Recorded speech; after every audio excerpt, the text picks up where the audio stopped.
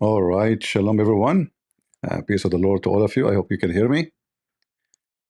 Uh, Today we will have a little bit fun with the Abdul, trying to defend other Abdul and to try to defend his prophet.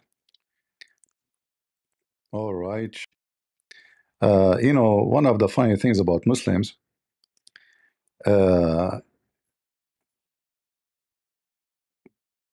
they always try to present themselves that they are victims. And I will show you an example. So this guy is saying, smile to Jannah. Brother, you smile in Jannah you will be effing, even boys. Muhammad Hijab controversy with GB News. What happened, smile to Jannah? And by the way, I invite you, if you're there, if you're a man, to come and debate me. But we know you are just immature like Aisha. Go. Dangerous lies since its inception. One such filthy way they did it was taking a clip of Muhammad Hijab and then claiming that the Qur'an allowed with 5-year-olds. Hijab took them to court In front of everybody, and I challenge your son of Muta Hijab to take me to court. You see, we should contact this TV station so we can arm them with knowledge. Just wait, your sons of Muta. I challenge you to show me where in the Quran it says you cannot if 5 years old. I have a challenge to all the Muslims. Did you hear what this coward he said? Listen carefully. Let me play it again. Hijab took them to court and forced them to retract. They retracted on their website. You are making things up, you son of Muta. How it take them to court and made them to retract? Retract what? And let me I'm going to correct them actually, and I'm going to show them that they are right. Listen carefully. They retracted on their Twitter and they had to apologize at the end of their show. We apologize from nobody and we shit on your prophet. Take it or leave it. And now I'm asking you in the front of everybody, where in the Quran it says you cannot have sex with 1 day old girl? Not 5 years. They say 5 years? You liar, you said we know what is in the Quran. Do you know? In accordance with our editorial charter, we would like to take this opportunity to correct the record. Now let's break down the lie and the nature of the exposure. So here's Take me to court, son of Muta. I challenge you. the post on their Twitter page. On Patrick Christie's Tonight, on 8th of April 2024, we broadcast a video which appeared to suggest that Mr. Muhammad Hijab, oh, look at the risk. Abdul, they call any criminal Mr. Don't you know? Like as an example, in the humility case, which is Muhammad Hijab called by the judge as a liar, in the paper it says Mr. Muhammad Hijab. Yet the judge, he called him liar more than 20 times. Don't you know that even rapists in the court, they call them Mr.? This is a professional language. By the way, you are a Mr. too, but you are a Mr. Bean. Respect being given now. It's No respect. This is a professional language, you donkey. If you go check when they report even about a rapist, they say Mr. etc. was arrested. You idiot. You think people fear you, don't you? Mr. Piece of shit. Mr. after he took you to court, yeah? An Islamic scholar, yes. Yes, you know, they are ignorant. They think somebody graduate from Azhar University is Islamic scholar. What the degree have to do with being a scholar? Based on what you stupid Muslims claim, that Mimi Hijab is a scholar, that means the hundreds of thousands of students who graduated in the last 10 years from the Azhar University are scholars. Look like, you know, the ground is popping up scholars in Egypt.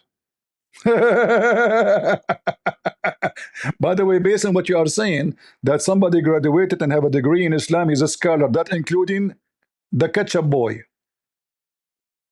Uthman ibn Farouk, who do not even know how to read his Quran. Go, tell us more. Yes, indeed, he is, because he's graduated from Azhar in Egypt.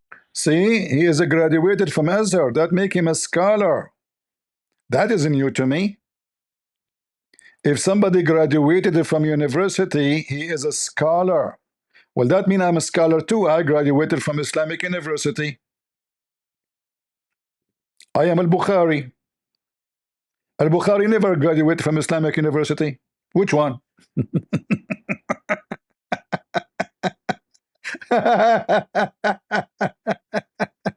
He's a scholar. Yeah, he's a scholar and taking women to the hotel. Sue me, take me to the court.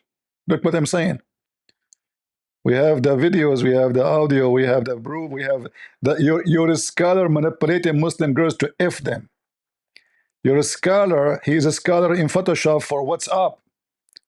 You're a scholar, he lied to Muslims to collect their money. You're a scholar, he was called liar in the court in England. And he is paying now almost $1 million for his lies. So now what is the lie is about? Egypt believed the Quran justified sexual intercourse with 5-year-olds. Look how they lie. Look at the disgusting lie. This is disgusting lie. I challenge you, your son of Muta, to prove that this is a lie. In fact, the clip you are talking about is not cut off, because simply you can play the whole video and your potato so-called scholar says in the Quran, nowhere it says what the age. Shall we play it together? Watch. If you look just at the Quran, you will get the indication that you can have sexual intercourse with a 5-year-old. Did you hear that? You just said in the Quran doesn't say that. So how Muhammad Hijab he got the indication? If there's no indication, you coward. You just say, look how disgusting. So then what Muhammad Hijab he say? Oh, we have to go and check what the Prophet did. But the Prophet never said, so-called the Prophet Muhammad pervert, he never said what age. In fact, the Quran confirmed that you can have sex with no limit with whoever a child is. So you said we know what the Quran is saying, and look how disgusting. And you said they are the one who claimed that it's 5 years old, and look how disgusting they are, because the Quran did not say that. We know what the Quran is saying.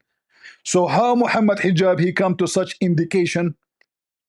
Did you hear him? That you can have sexual intercourse with a 5-year-old. The reason why it's haram to have sex on, you will get the Quran.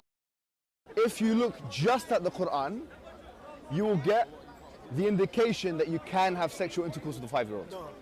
The reason why it's haram to have sexual intercourse with a 5-year-old is not found in the Quran at all. If you just read the Quran, it is halal, it would be halal to have sexual intercourse with a 5-year-old. Chapter 65, verse 4. Allah. Thank you. Hey, see, he's a scholar. He remembered a verse in the Quran. It says it clearly, speaking about divorcing children's. And you coward son of Muta, you say to me, nowhere in the Quran have such a thing. So are you saying that Mimi Hijab, when he said the indication of the Quran will make you believe so? Intercourse with 5-year-olds. Look at the disgusting lie. As Muslims, we read the Quran regularly. If intercourse with 5-year-olds was something that was permitted, you'd see Muslims doing that flipping. Exactly. You will see Muslims doing that. And you did. Because Aisha, when she said she was 6 years old, 6 years old in the calendar of us is 5 years old. You use you use the moon calendar. We don't use the moon calendar. And your calendar is shorter than ours. So when Aisha, she say, and doesn't make a difference if it's 5 or 6, you stupid donkey. Like supposedly now 5, it's Muhammad Hijab who said 5, not us.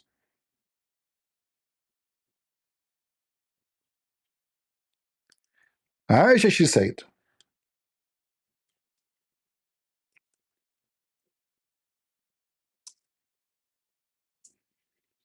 take me to court, Abdul. The prophet, he married me at the age of 6 and he effed me at the age of 9. Does it say that? Now at the age of 9, and this is authentic, as you see, this is Al-Bukhari, this is Sahih Muslim, etc. All right. Now how Aisha, she was ready to be effed by Muhammad. Read with me.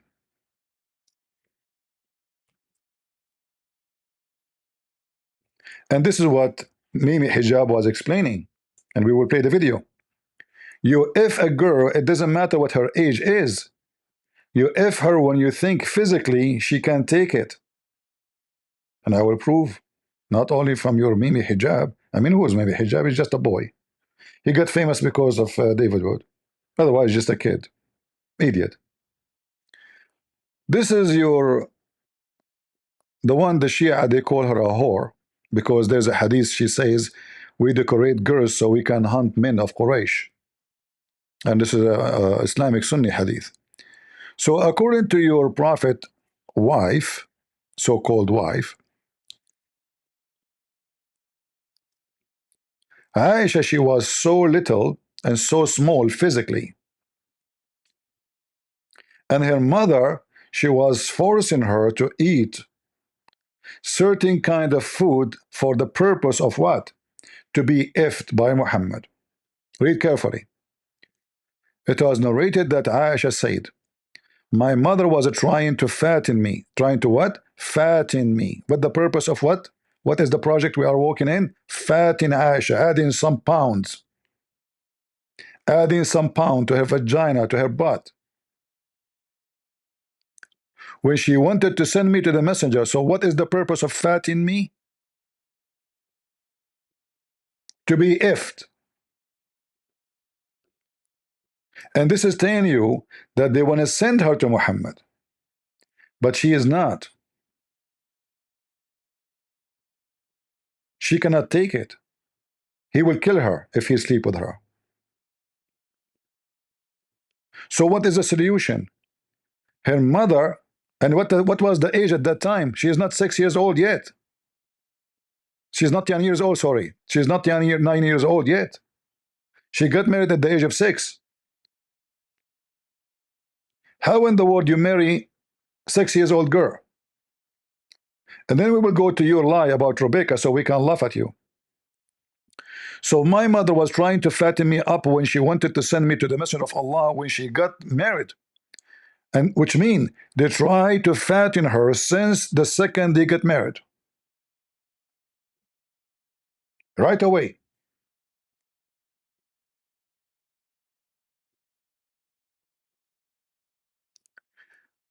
But nothing worked until I ate a cucumber with wheat, and then I grow plump like the best of the plump.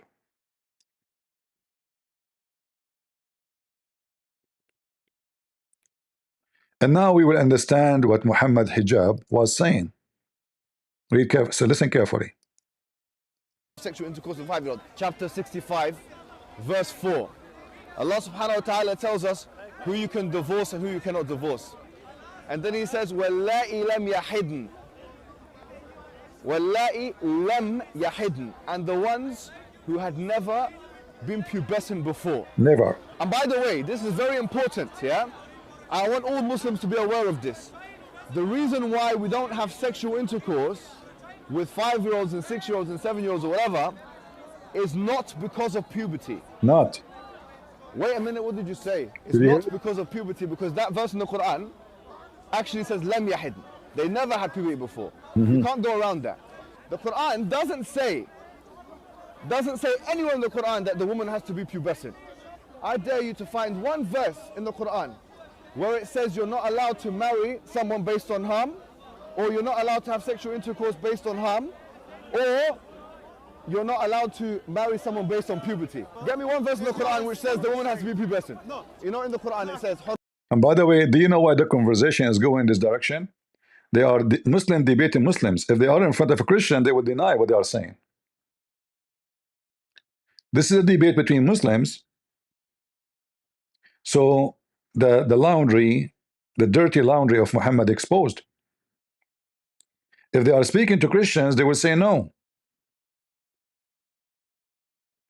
So what Mimi Hijab he said, nowhere in the Quran it says based on harm.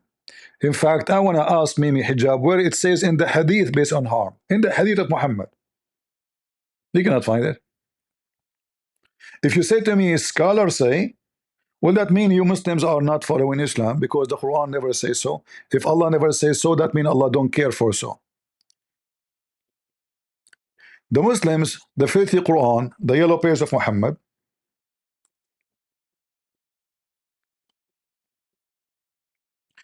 says that the kuffar is the one who follow their scholars instead of Allah and the Messiah. In fact, Mimi Hijab, when I spoke to him, the coward, he hung up on me. He asked me to read this verse, and he played my voice. I said, you stupid, you just played my voice reading it. It says those who took their monks and their rabbis as God instead of Allah and the Messiah, which means Allah and the Messiah are gods. But those who take their monks, which mean their scholars, their rabbis, their scholars, who they obey them and they follow them, they are kuffar.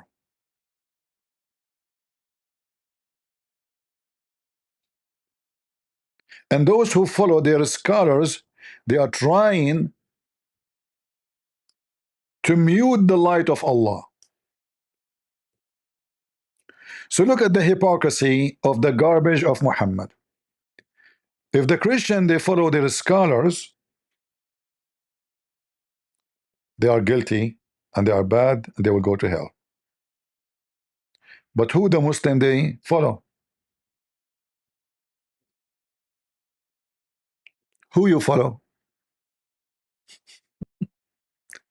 If we ask you right now, when Mimi Hijab he said, we don't do it because that will cause harm, you follow who? Who is the one said that to you? Muhammad never. In fact, let me show you what Muhammad said. Here actually we see this hadith here about Fatima. Umar, he wanted to F Fatima when she was a very little young girl.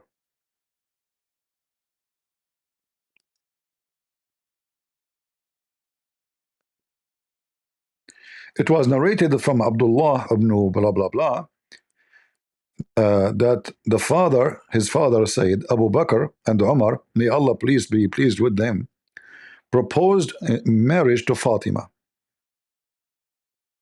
Okay, Abu Bakr and Umar, both they want to F her.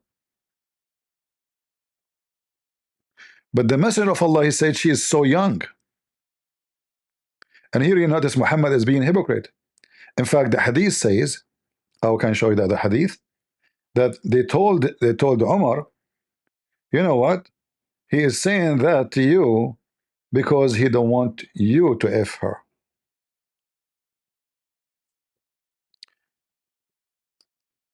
And then right away he gave her to Ali.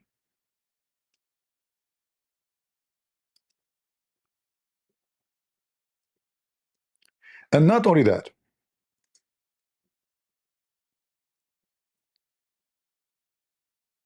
Muhammad, he told Umar, you know what? I'm going to send you Fatima, check her out. See if she is fit to F her. Okay. Because Umar accused him, you are not giving it to me because you don't want to give it to me. You know? Let me show you the garbage of Muhammad.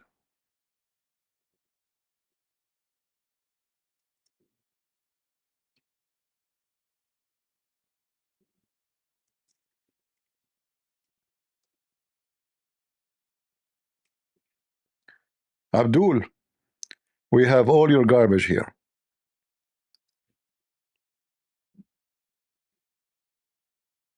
All right.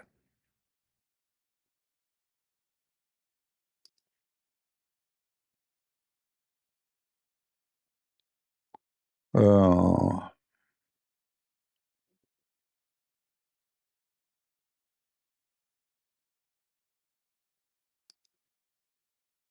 let us see.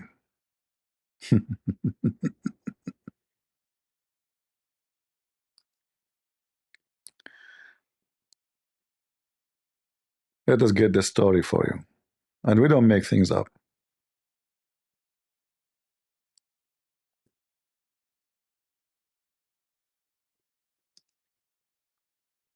When Fatima she came, Omar he lift up her skirt to look at her vagina.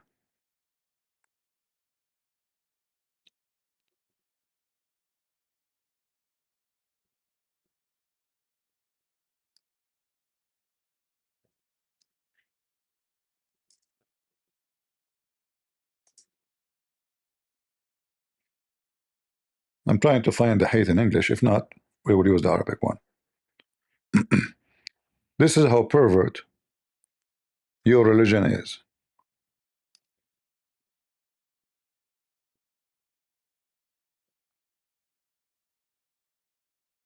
Here we go.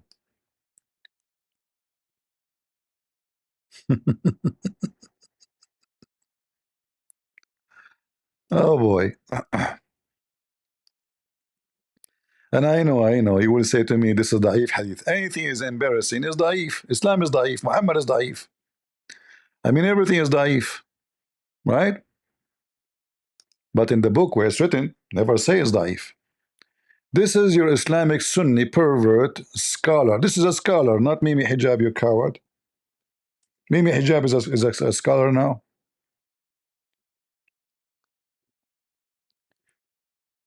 Musannaf Abu Bakr Abdul Razzaq. The book name Al-Musannaf, Musannaf Abdul Razzaq. All right? And this is volume number 6, page number 163. Hadith number 10352. Omar he asked for the butt of Ali. Sorry.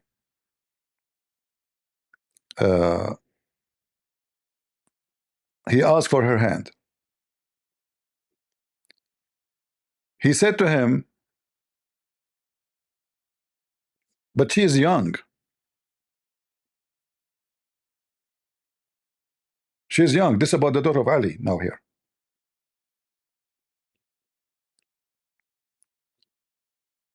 She's young. You know, what are you talking about? How I can give you this child? She's so young. Omar asked Ali for his daughter in marriage, but he said, she is young. Okay.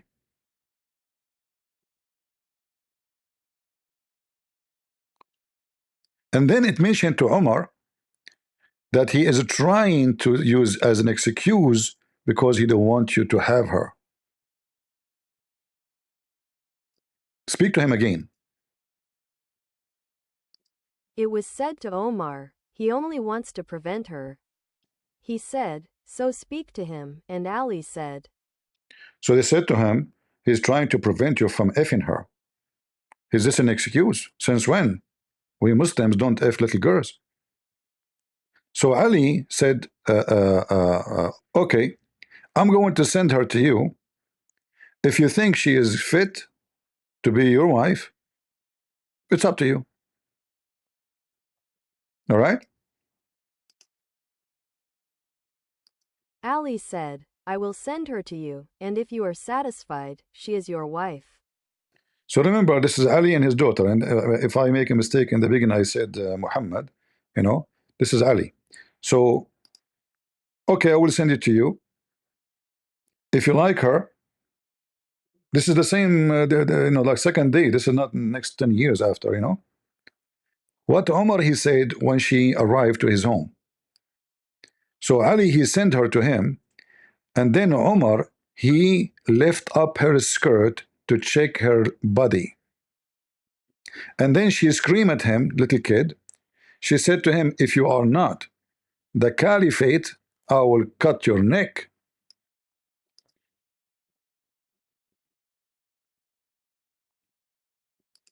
He said, so he sent her to him. He said, so Omar went and uncovered her leg, and she said, send it, for if you were not the commander of the faithful, I would have struck your neck. Was she 6 years old, 7 years old, 5 years old, 2 years old? Nobody knows. But obviously the conversation all is about little child. And how they want to check if they can F her or not? They lift up the skirt. And this is the caliphate of the Muslims, Omar. So when this stupid idiot, he claimed that Muslims they don't do so. You do. And this is Omar. Are you better than Omar? And not only that, imagine how filthy this religion is, that you check a girl by lifting up her clothes and strip her. What Omar he said when he lifted up her skirt? What he saw?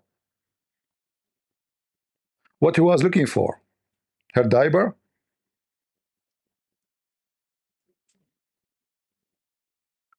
Are we done? No. We did not even start yet.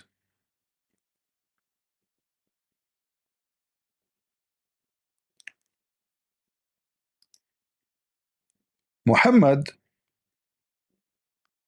he encouraged men to have sex with little children.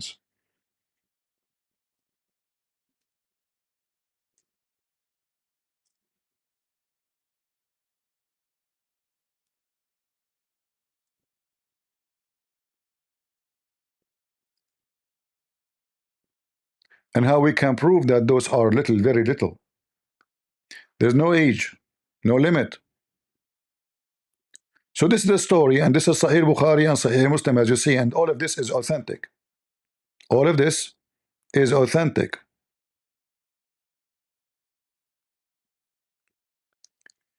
And this is the Muslim translation, not the kuffar.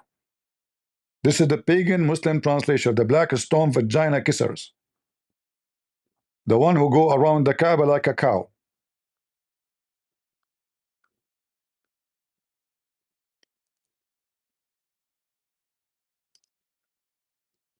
Let us read the shortest hadith of them. And this is Bukhari. My father died and left 7 or 9 girls. Left what? 7 or 9 girls. This guy, he just have girls? Okay. And I married a matron. Allah Messenger said to me, O Jabir, have you married? I said, yes. He said, a virgin or a matron? Here the word virgin is a false translation. It doesn't say virgin, and I will show it to you. It's not about a virgin, about a kid. A kid or a growing woman? Read with me. I replied, a matron, sorry, a widow. He said, why not little kid? Again, they put the word virgin. So you might play with her, and she with you. She play with you. What we are talking about? What play with her? What play with you? What do you mean? Read carefully. And you might amuse her. You will not amuse a growing woman, mature woman, but you can amuse a child, little candy, a toy. Huh? You play with her. We are talking literally about playing with kids. This is the purpose of such a relationship, so-called marriage. And she amuse you. I said, Abdullah, my father died and left girls. I dislike to marry a girl like them. Translation is trying to deceive us. What do you mean he left girls? He left orphans. and I dislike to marry a little girl like them. So I married a lady, so she may look after them. So what Muhammad asking the guy to marry? A child like the orphan he have. The man, he did not marry an old woman. He married a lady, not 90 years old, a young woman. She can physically take care of 7 or 9 girls, little girls. This is your pervert prophet trying to manipulate a married man and say to him, why? Why you go for a woman? Why you don't go to a child? And look how the Muslim translation vary from place to place.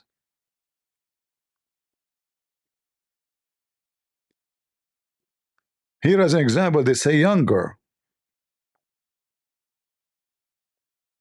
Other place, the younger is gone. This is Sahih Muslim, authentic hadith. Why you don't marry a young girl? Not only a girl, because the word girl by itself is mean young. We are talking about a very young Jariya. So you could sport with her, and she could sport with you. Pervert. This is why pedophiles, they enjoy relationship with the children's. Sorry, my voice, I spoke to for many hours yesterday, and you know,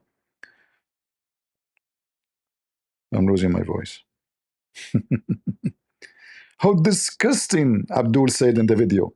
We Muslims, we know the Quran, we read the Quran frequently, brother.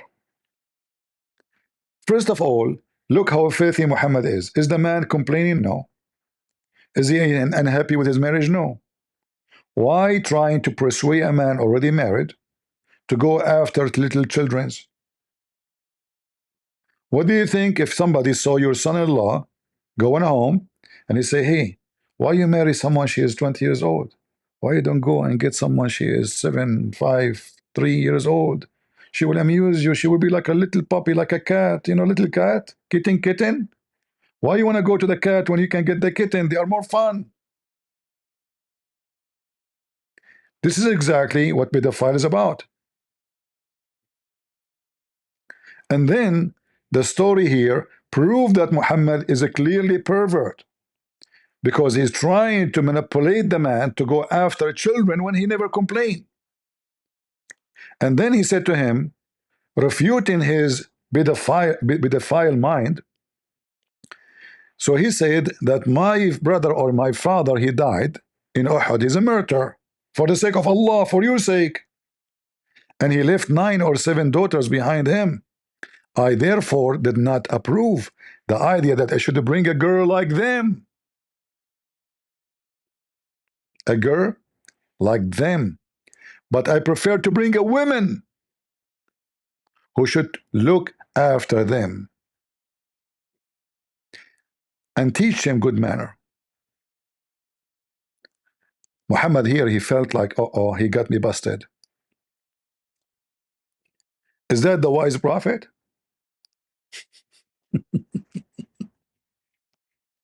You Muslims are not pedophiles?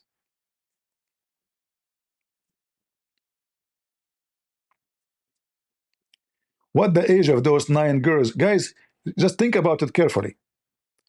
The father, he died, and he have 9 girls, and all of them, they are too young. So if we assume that this guy was having a child once every 9 months, once a year, that means the oldest is 9. The youngest is 9 months. Or maybe 1 day. Right? He said 9 daughters or 7, he is not sure, which is weird. So all those are little children's. And what Muhammad is asking the guy understood very well what he meant by the word Jariya. He clearly understood that he's talking about little child. He did not misunderstand, or maybe he's talking about someone she is 16. No. That's why he said, I therefore did not approve of the idea that I should bring a girl like them, but I prefer to bring a woman who should look after them and teach them good manners. A girl like them, like the orphans. In fact, if we go to the Quran, you see the Quran encouraging the Muslim to F the orphans.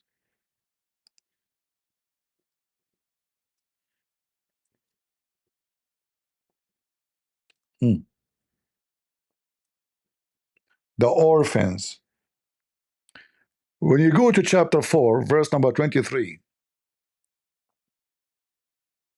and 24, you can read them.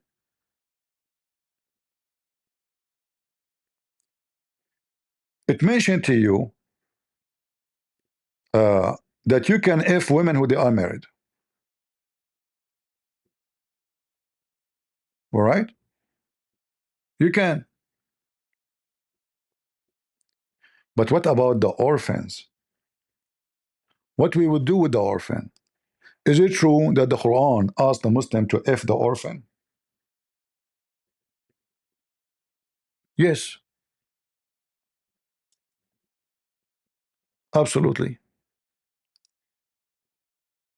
Read Allah.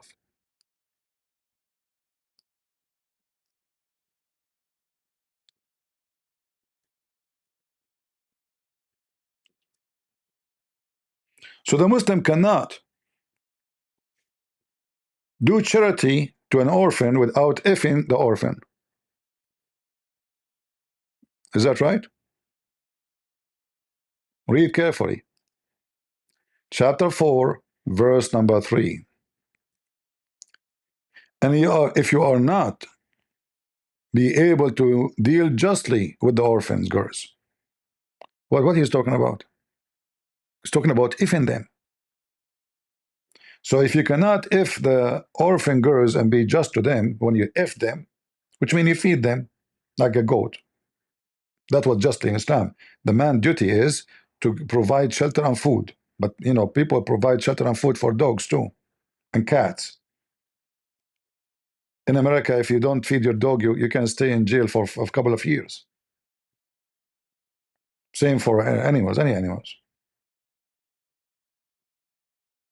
If they found you having a dog and the dog is dying from hunger, you are in big trouble. So if you fear that you cannot be able to deal justly with effing the orphans, then go and F other kind of women, other females. Read it in front of you. And the funny here, it says marry when the Arabic says fankahu, which means F them. The Muslim says that the word nakaha mean marriage. And by the way, if you don't believe me, you can open the interpretation for this verse. Don't listen to Christian Prince. Open the interpretation and read it.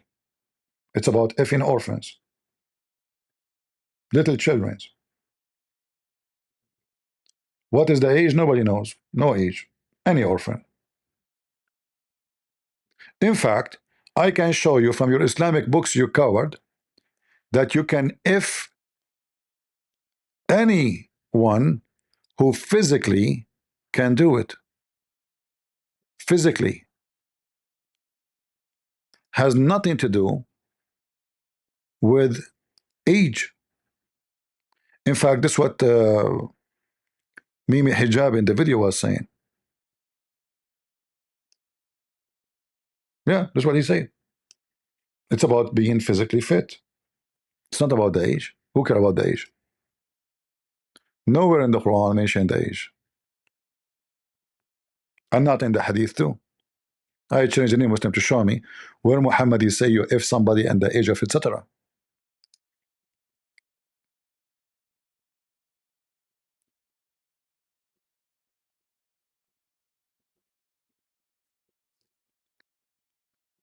By the way, the hadith I mentioned to you about effing, about Omar looking at the legs of Fatima, the Muslim scholars, they agree that the husband who want to marry a child, he can look at all and anywhere there's meat. Anywhere there is meat.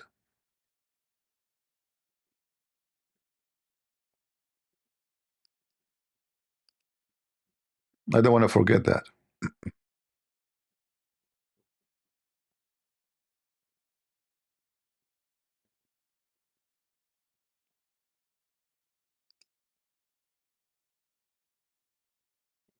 And I can give you the reference with no mercy.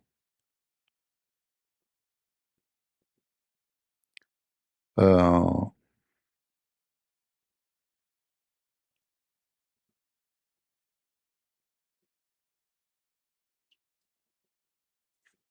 let me see.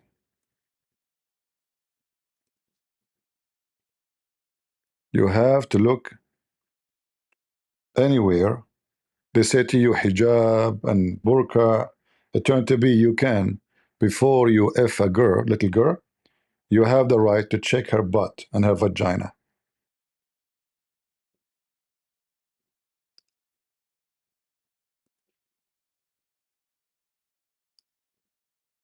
Check it out.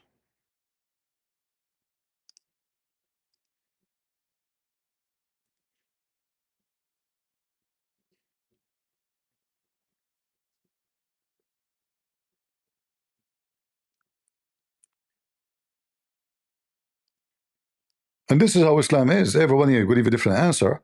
Like here, they are disagreeing and agreeing, like what we can look at. Okay, Omar, he looked at her, he left the skirt, but didn't say he looked at what exactly. But what when you lift a skirt of someone, she is not even, her legs is not even 2 foot long. When you lift the skirt, you see what? You see all her body. So he says, Al-Awza'i, he said, that you can look at the meat and all. Al-Azai said, he looks at the areas of flesh, and Dawud said, he looks at her entire body. Other scholars disagree.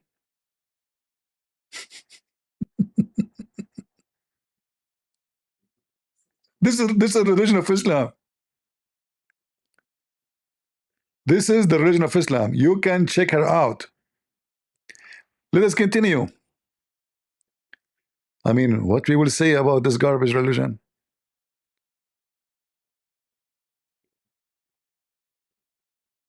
Like if you go here, actually, it says you can look at the face, at the hands, at the legs.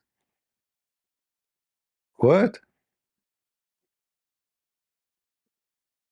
What? Legs? Read.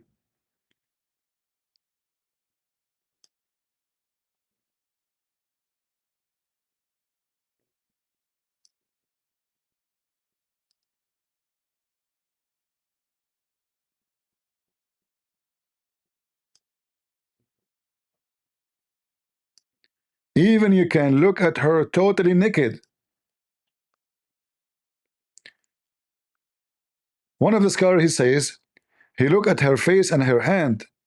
The second, he said, and then after that, he look at what is usually visible, such as her neck, legs, and the like. And the third, he said, he looked at all of her private part and other things, as he stated that it is permissible to look at her naked. Naked.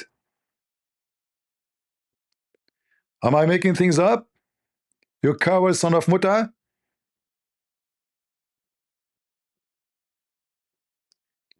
Are we making things up?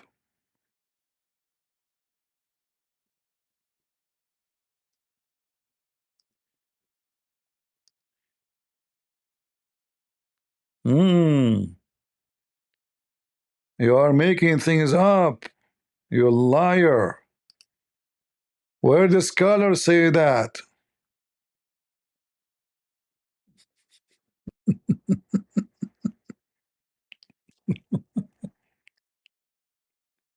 Hold on. This is Al-Azhar University website. This is who? Brother, this is where Muhammad Hijab graduated, brother. What the heck? He graduated from there? So now he knew this? This is Al-Azhar University.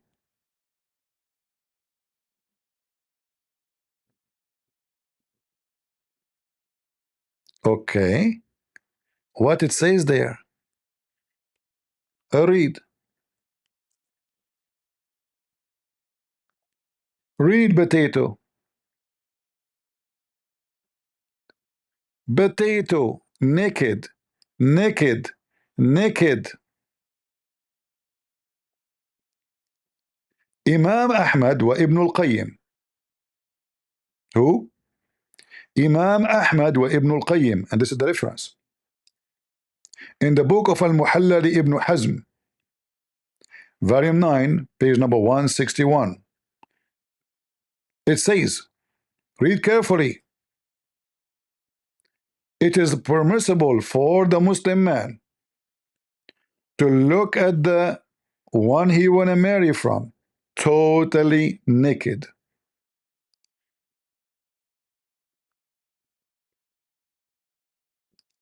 Ibn al-Qayyim stated that Imam Ahmad stated in a narration that it is permissible to look at a naked woman. See Al-Muhalla by Ibn Hazm, 9/161, Dar al-Fikr ed. What the heck?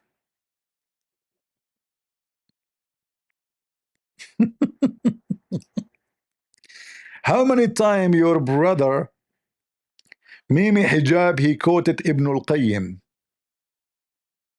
Huh? How many times he quoted Ibn Hazm? Hmm?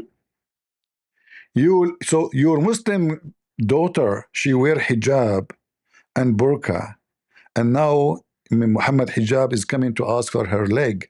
She have to do striptease, huh?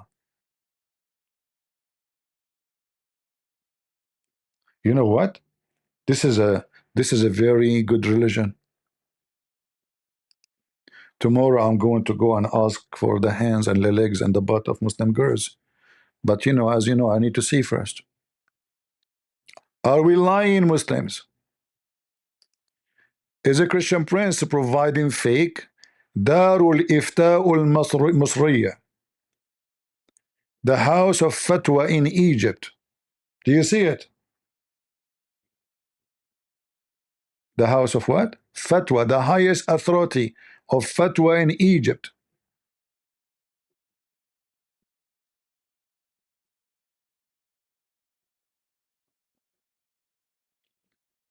Potato.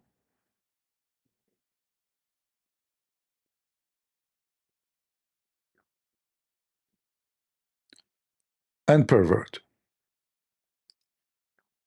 Potato and pervert. Are we done? No. I wish. Seriously, I wish. We did not even start yet. I'm going to flood you with your poo-poo. Muslims, you are talking to Christian prince. This is why all of you avoid debating me. This is why. Okay. Forget about this and forget about that.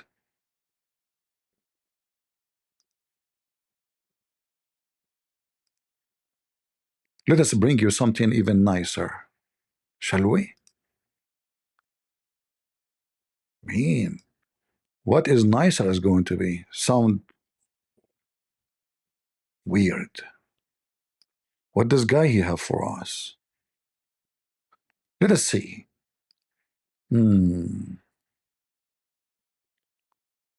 Let us see. Let us see. Let us see where we will go.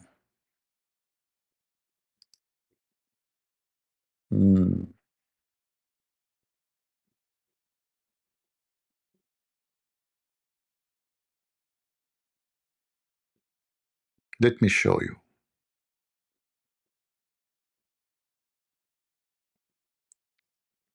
Are you ready?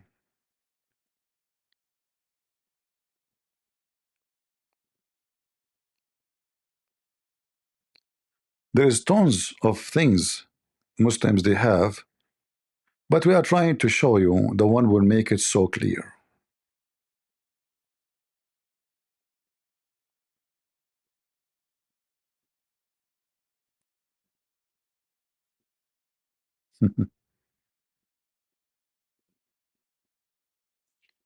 Read carefully what I will show you. And I'm not going to show you Shia. Later I will show you what the Shia, because you Muslim Sunni and Shia, both of you are pervert. Both of you are pervert.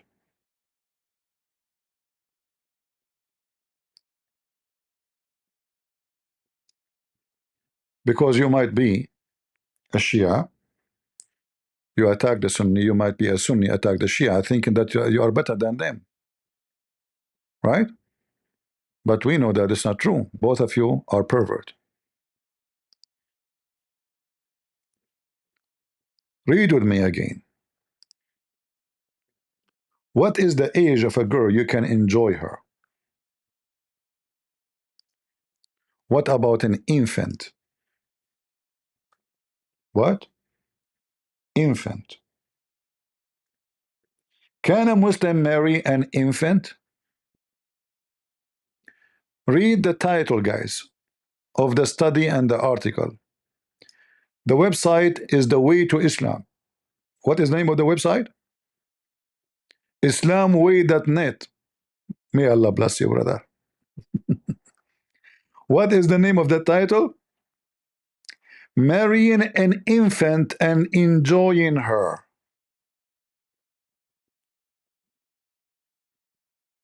Marrying and enjoying a baby girl.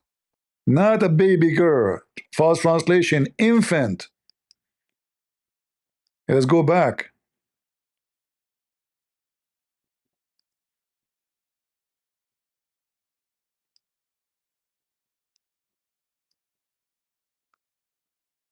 False translation again. Radia.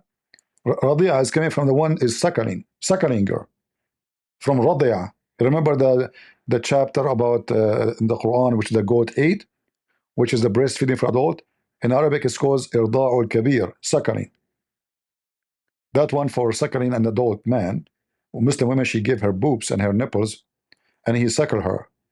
And this was a verse in the Quran, the goat ate. May Allah bless that goat. So here the discussion is about the difference between the Sunni and the Shia. The Shia, they agree with no question that you can have sexual enjoyment with the infant, and we will show you that. Now the Muslim Sunni, they're trying to respond to that. Is it true? Are they right? Are they wrong? You will find that the whole study confirmed that there's no age. No age for whatever.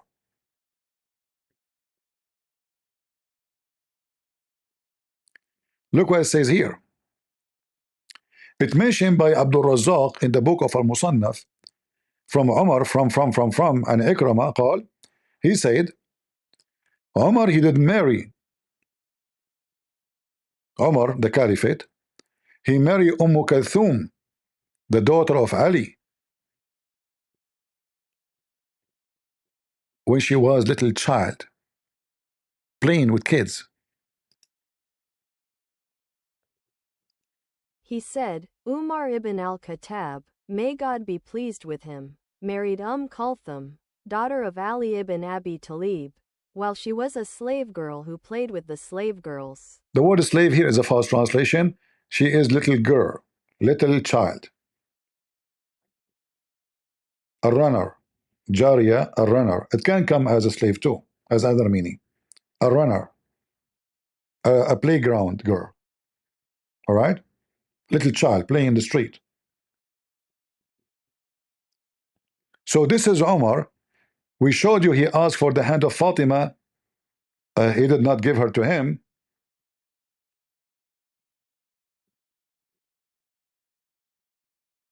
And now he took Kulthum.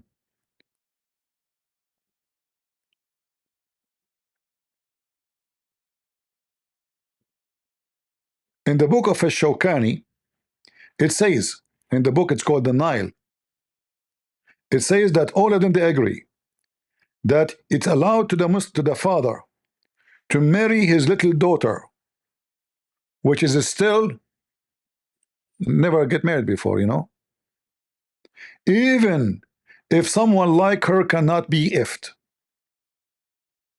even if she don't fit. Read carefully. They agreed that it is permissible for a father to marry off his young virgin daughter, even if she is not someone like him who can be had intercourse with. Again, translation is not accurate. So it's allowed for a Muslim man to marry his daughter, even though the word marriage here is used in nikah, which is not really a word for marriage. But the Muslim, they claim it's for nikah, mean to if. Nikah in Arabic mean two things going inside each other. Literally intercourse. Tanakahatul ashjar. The branches of the tree, they go through each other, like two trees next to each other. The wind shake them. So this is nikah. Branches go inside each other. This is why Muhammad says, when a woman she have her menstruation, do with them everything except nikah.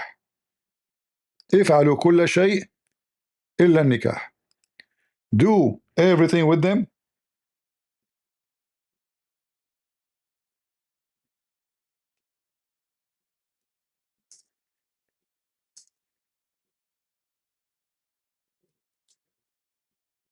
except nikah. And then they say to us that the word nikah means marriage, which is absolutely false. The Muslim don't differentiate between effing and marrying, because marrying is effing anyway for them. It's all about effing. So if we go here in the hadith, you will see Muhammad saying, when your wife, even doesn't matter her age, when she have her period, do with them everything except nikah. Where is the hadith?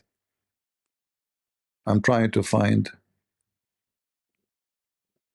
All right, let me find the other one. In fact, here is the hadith written in different language. It says illa jima, and there's the other hadith here. It says a jima, which mean the jima mean the nikah. Jima mean effing. Let us see this one. Here we go. So when your wife she have menstruation, do with them everything except nikah. You see it in Arabic? Nikah. Do with them. They are your wife already. You are married to them. So you do with your wives. You put your penis between their legs. The Prophet, he used to order his wife Aisha to put an izar between her legs, and even the blood was covering his dress, which means she is bleeding badly. Yet the pervert Muhammad cannot wait until she is done with her menstruation, even though the Quran says that menstruation is a hurt. Don't approach your wife when they are at hurt. Muhammad, he explained that to his men. Don't put it in, but you can put it around. So do with them everything except intercourse. The Muslim translate. But where is the word intercourse here in the hadith? Where is the word intercourse? Nikah. This is the word nikah.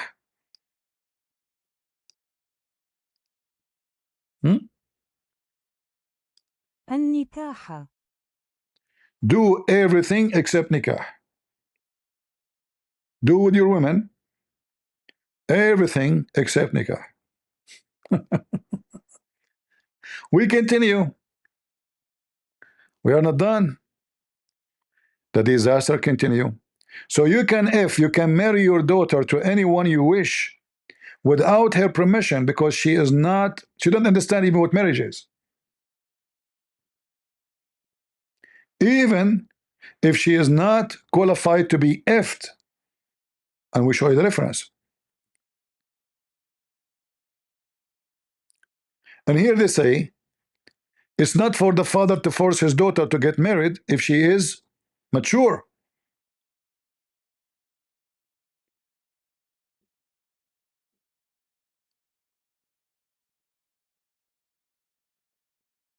And they are talking here about who?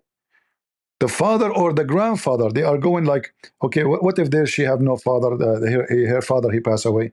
What if she have a grandfather?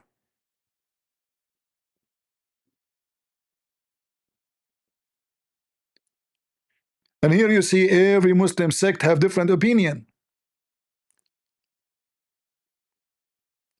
Like here is different opinion. Here is different opinion. Here is different opinion. This is the religion of God, and the Quran is so clear.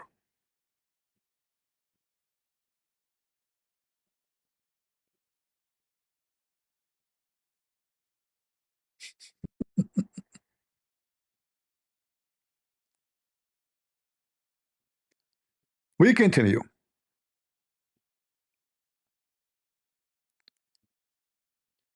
Uh,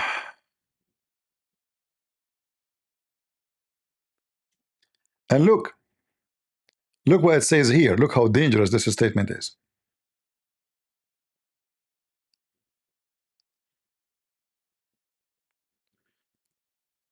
Oh, the audio will not work. Let me cut it pieces to make. Actually, I can do that if I open different page. Hold on.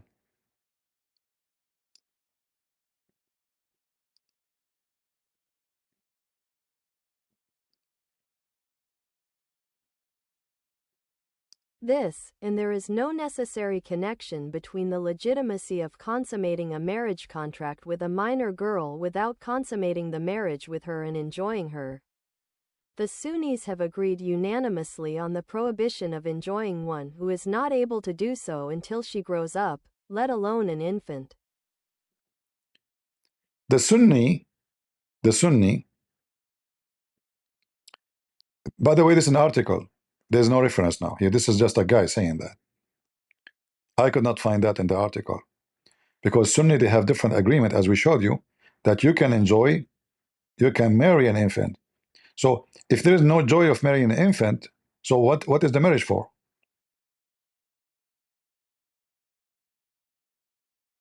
What is the marriage for? It's an infant. So here it says there's no connection, and look how stupid they are. They just said in the first line that there's no connection between what is legal and not legal if she because of her age, which means if you marry an infant, you can, but don't enjoy the infant in sex. This is what they're saying. They are not saying you cannot marry an infant. They are saying you can marry an infant, but sexual enjoyment you should not do.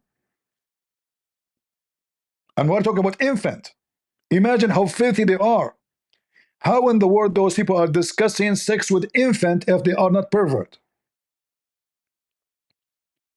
Why even this is a topic to discuss? Unless you are a sick bastard.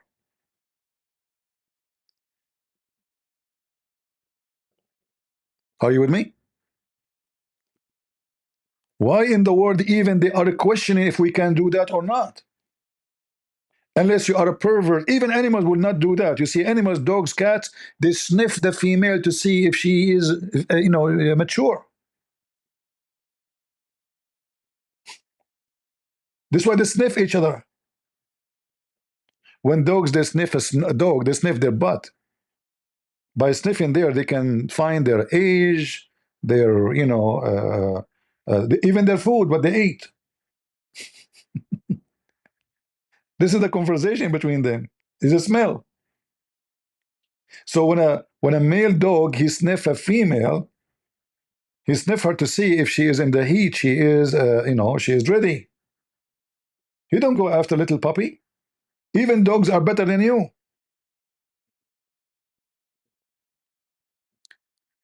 In fact,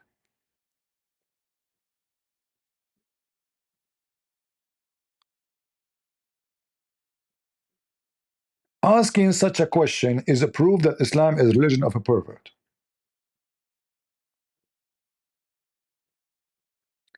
A normal human being will not even think about such a question for a second. Why I want to think about it? How even this question come to my mind?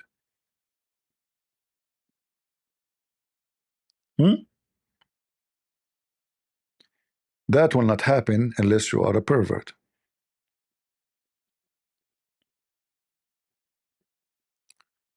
We know that Aisha, many years after marrying Muhammad, she's still playing with toys.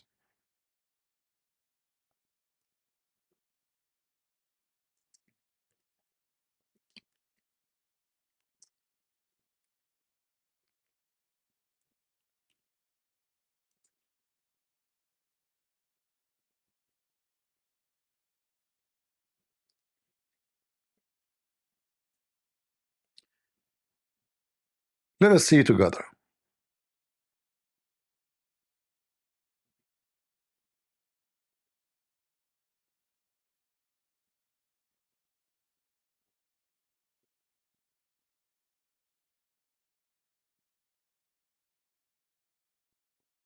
Hmm.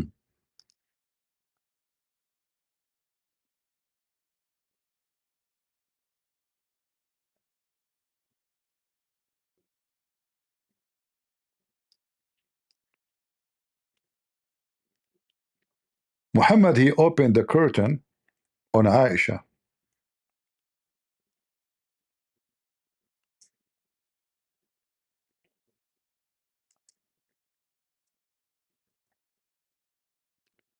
He found her playing with some Barbies, you know, the old style Barbies.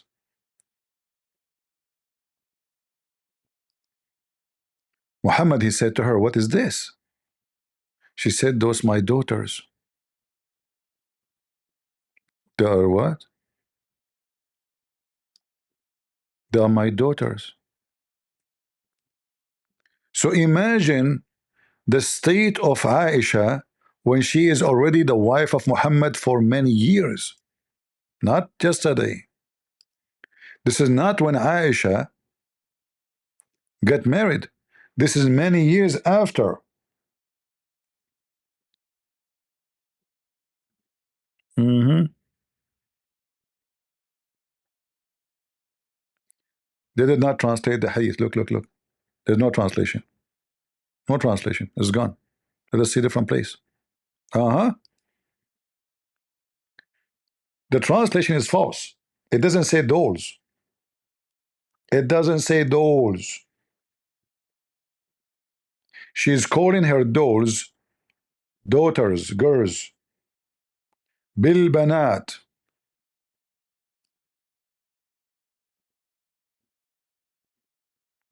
The messenger, he married me when I was 6, and he effed me when he like he did the effing when I was 9, and I used to play with the dolls. The Muslim translation. Sahih. What else? Are we done? No.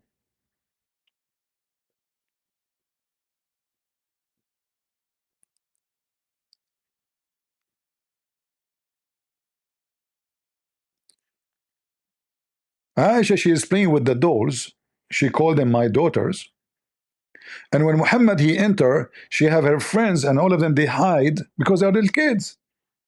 They run like, oh, you know, like, you know, it's that somebody old is coming here. Let us hide and seek. And then Muhammad called them back, says, come back, play with her. Come back, come back. And you are talking that your prophet and your religion are not approving you to be a pedophile?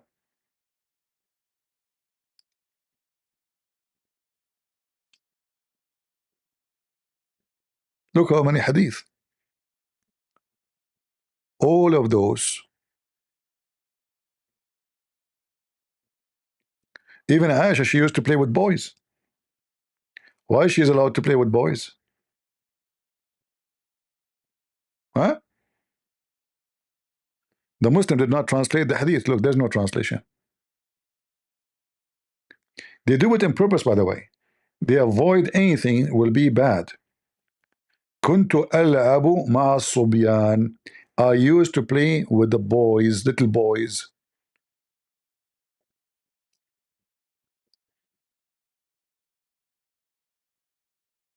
And when Muhammad he came, I did hide from him.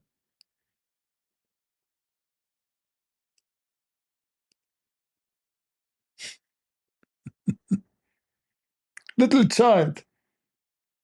And they are saying, no, you know, you are lying about us. We know the Quran very well. You do? You coward? Breastfeeding for adult?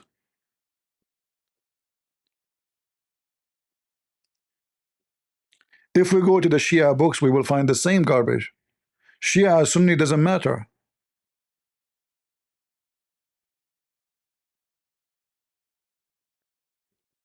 It doesn't matter. In fact, all the Muslim Sunni,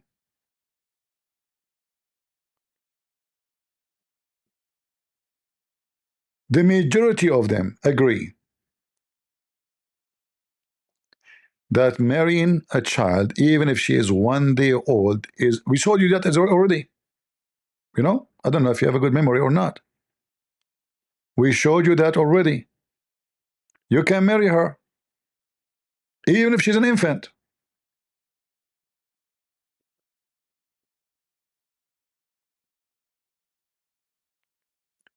What the Sunnis say, we don't agree with the Shia that we should enjoy sexually the infant.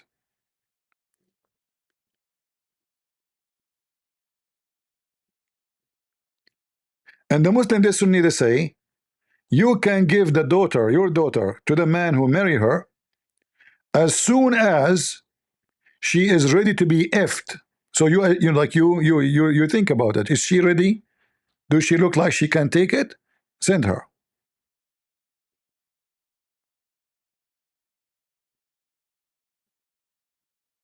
Ibn Qudama said, it is possible to if a little one, and that depend in her situation and ability to handle it. And he said, and that can be for little one, she can handle it, and maybe older, she cannot handle it.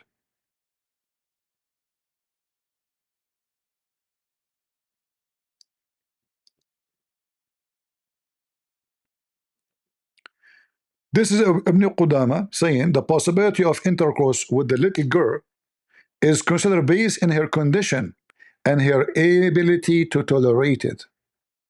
No age. Age does not exist. 5, 6, 7, 2, it doesn't matter. If your daughter, she have a lot of beef, you know, the new husband, he can F her. And this potato, he claimed that Islam does not teach so. Are we lying?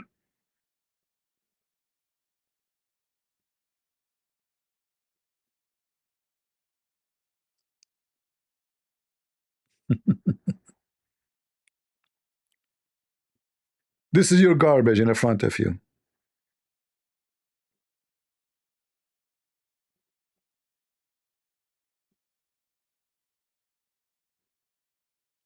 All what they are saying is the bent if she can fit to be ifed. And this is what Mimi Hijab said in the video. If she physically fit to be ifed, you F her. لم يحد. They never had puberty before. You can't go around that. The Quran doesn't say anywhere in the Quran that the woman has to be pubescent. I dare you to find one verse in the Quran where it says you're not allowed to marry someone based on harm, or you're not allowed to have sexual intercourse based on harm, or you're not allowed to marry someone based on puberty. Get me one verse in the Quran which says the woman has to be pubescent. You know, in the Quran it says حُرِّمَتْ عَلَيْكُمْ أُمَّهَاتُكُمْ. It says you're not allowed to marry your mum. It says you're not allowed to marry your sister, your auntie. Where does it say you're not allowed to marry a prepubescent? I'm looking for. By the way, this is false. The Quran says you cannot marry your daughter, true, but this is still false at the same time. You can. There is exception. If you go in the Quran where it says وَجَعَلْنَاهُ نَسَبًا وَصِهْرًا,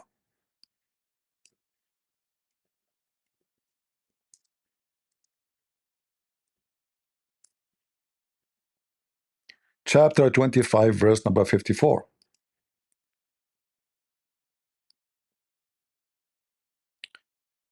And we go and read the interpretation for the verse. Right away, in a few seconds, we will find that a Muslim man, he can, if his daughter, if she is a daughter from wedlock, not from marriage, which means from fornication, he can. It's not forbidden for a Muslim to if his daughter and the mother of his daughter. Are we lying, Muslims? No, we are not. This is the official government website of the Kingdom of Saudi Arabia.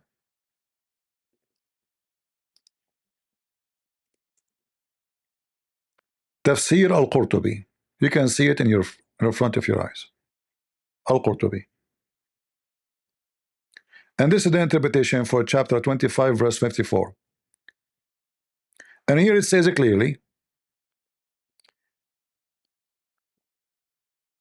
Allah, He acknowledged relationship by marriage.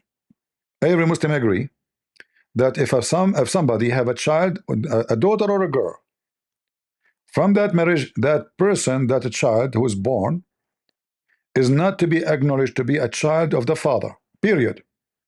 He cannot carry the name of the father. He cannot take his inheritance. He cannot be called his son.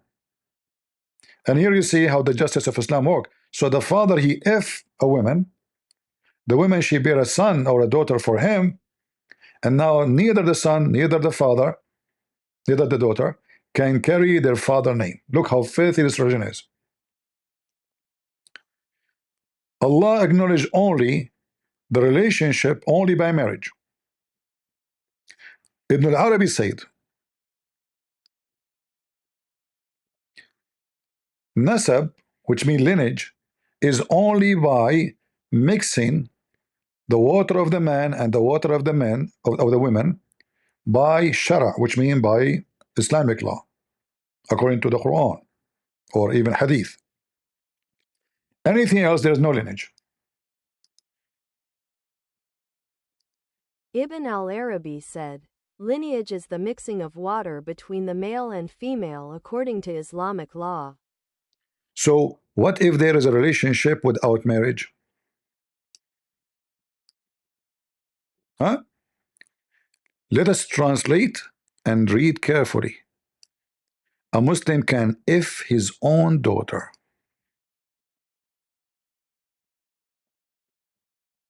If it was due to disobedience, then it was an absolute creation and not a confirmed lineage. Therefore, his daughter from fornication is not included under his statement. Your mothers and your daughters are forbidden to you, because she is not his daughter according to the more correct of the two opinions of our scholars and the more correct of the two opinions in religion. If it is not a lineage according to the Sharia, then there is no marriage according to the Sharia. So fornication does not prohibit the daughter of a mother or the mother of a daughter. What is forbidden from what is permissible is not forbidden from what is forbidden. See? Because Allah has bestowed the favor of lineage and marriage upon His servants and raised their status, and has made the rulings of what is permissible and what is forbidden dependent on them, so falsehood does not attach to them or equal them. So your daughter from fornication is not to be considered your daughter according to Islam. Therefore, she is not under the Quran saying it's forbidden for you, your mothers and your daughters. She is not included. Do you see it? Your daughter from fornication is not included under the statement of the Quran. Your mother and your daughters are forbidden to you. Why? Because she is not his daughter, according to the most accurate opinion of Islam.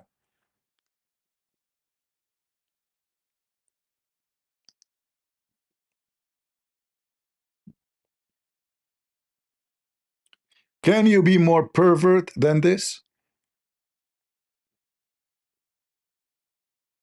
You want the link?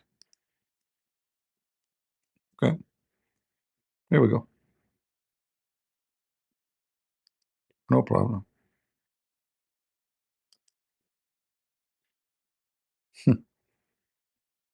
How disgusting.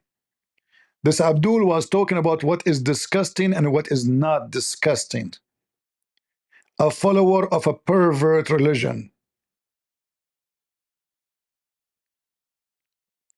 And then the Muslims, I can give more reference, by the way,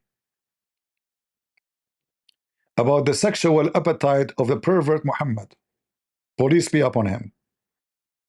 And then they go and they say to you, well, do you know that their Bible says that, Rebecca, she married at the age of 3? We die laughing at you.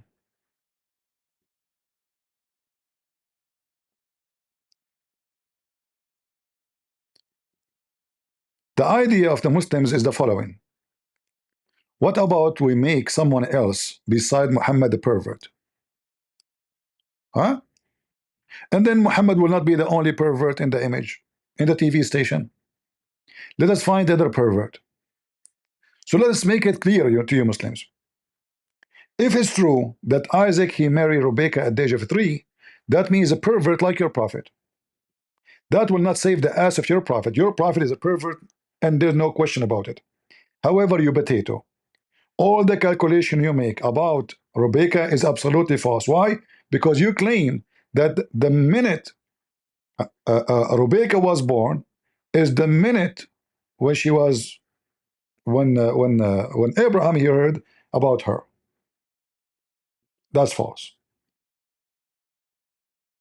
And then you assume that when she went to him, she was 3 years old.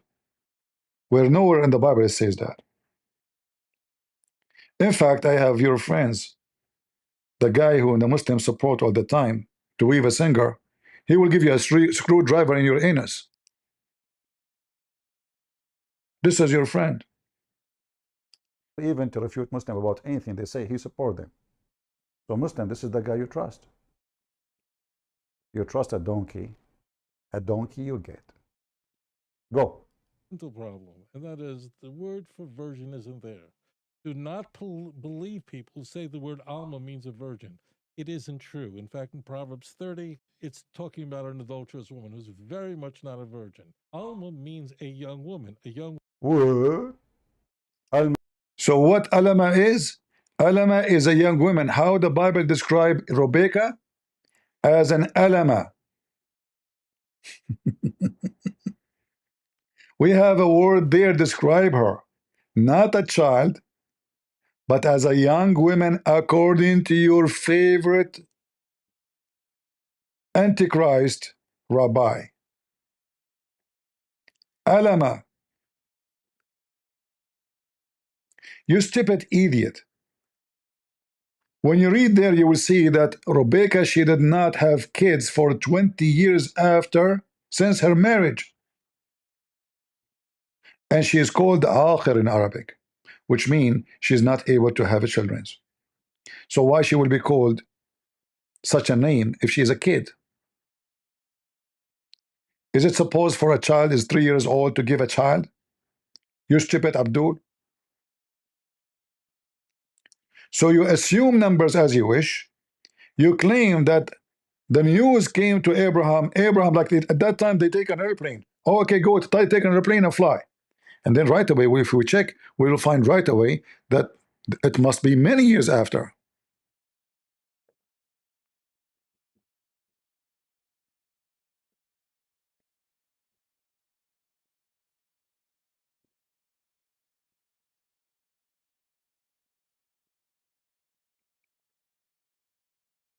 We laugh at you. You, Abdul, are so stupid and so dumb.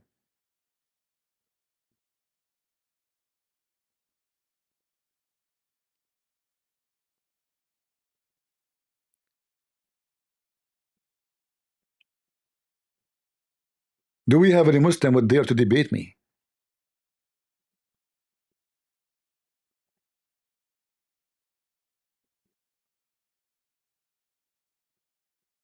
Huh? Are you strong like Rebecca, who can carry a container of water, have 20 liter of water on your shoulder? Are you strong like her? So you can come and debate me. You stupid idiot, we die laughing at you.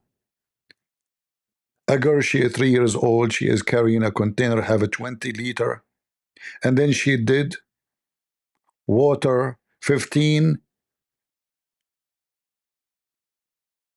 or all the camels the guy he have. Since when a 3 years old can carry water to, do you know how much the camel he drink, the camel? I mean, you Muslims are so silly and so dumb. So Rebecca, she was carrying something 3 times more heavy than her.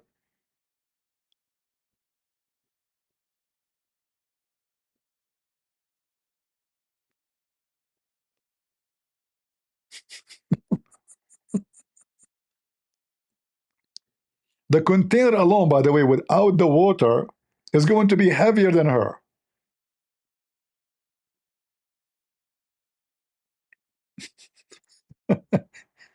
The container at that time, they don't make them from plastic like they weight nothing. They make them from a clay. Clay.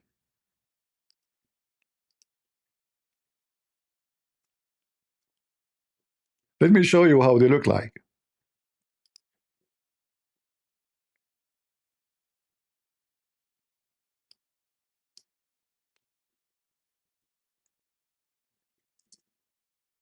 I'll try to find an image with the women carrying one, so you can compare, because if it's a picture only, you will not be able to understand what is really the size we are talking about.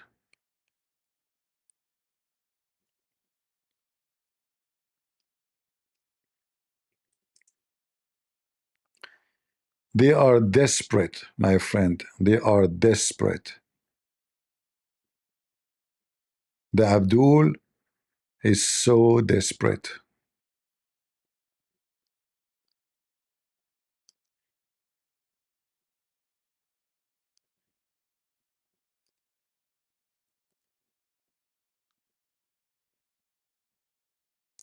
And you know what? I'm going to show it to you from Muslims post, not from Christian post. So Rebecca, she was carrying this, and she was 3 years old. I don't know. I have to believe you.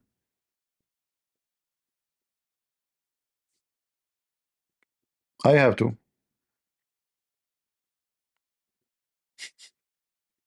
By the way, they put them in their head and they walk with them. They don't hold them with the hands. They balance them. They have like, they put too many things in their head, like fabric. So they have a hat specifically made for this purpose, and it make like a bend in their head area. So and they practice it. So they walk. They usually they put their hand around it only when they want to put it down. But you want to convince people, you potato, that a 3 years old was carrying something 3 times heavier than her. This container is heavier than Rebecca at the age of 3 when it's empty.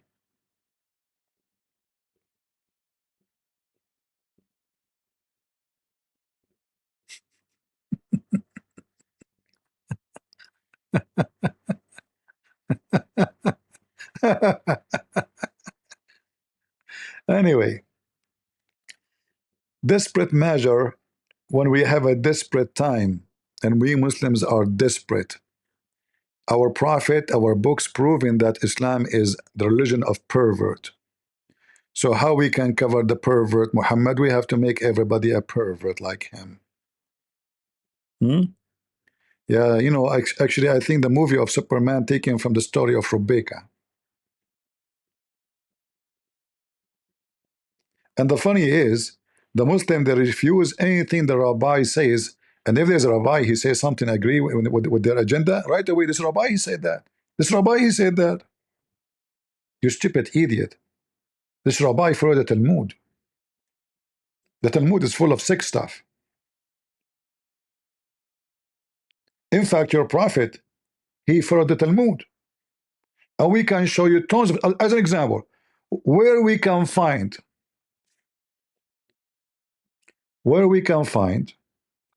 that the women she have to wait for 3 months iddah after she got divorced. Is that in the Old Testament? No. This is in the Talmud.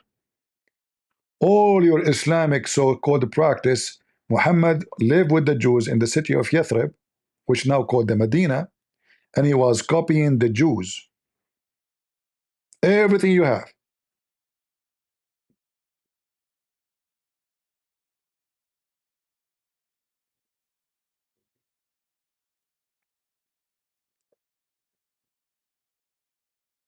Do we have any Abdul?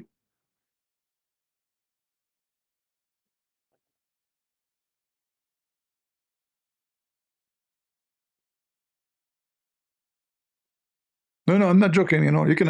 Oh, let me ask what his name, Sheikh Uthman. He is learning from AI. Hey, catch up boy, how you doing?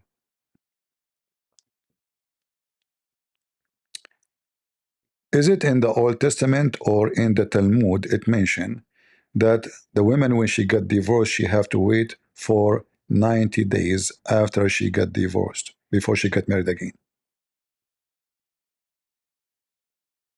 That requirement is found in the Talmud, not the Old Testament.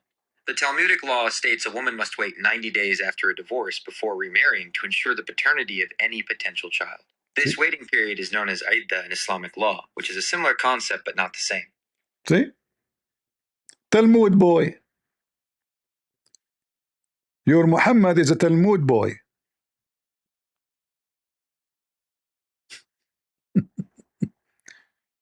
Where Muhammad he got the 90 days period? From the Talmud.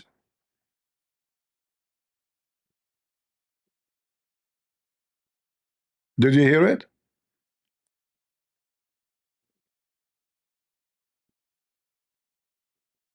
You don't follow Musa's, you follow the rabbi. And those rabbi, they have a lot of pervert stuff. And the Talmud is full of fiction stories. Actually, most of the stories of Muhammad are taken from the Talmud. Many of it.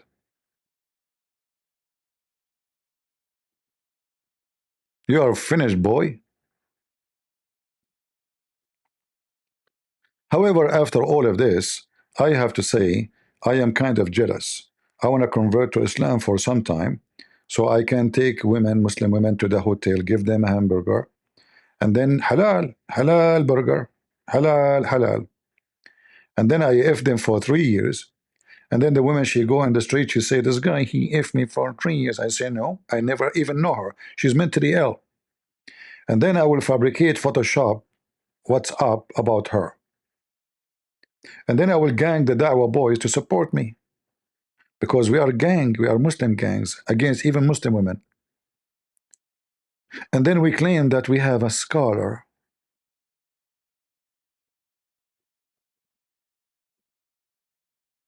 Do we have any Abdul from the religion of the fool would like to call me? Mayday, mayday. Any Abdul from the religion of the fool? So we have a clear evidence in your books saying that your prophet and your religion teaching you to be pervert. By the way, I did not mention what the Shia mentioned. Let me show you. In the book of Tahrir al-Wasila,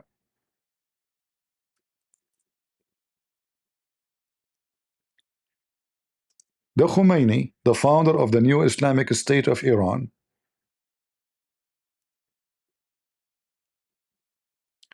he followed the steps of Muhammad. And we know that the Shia, by the way, are more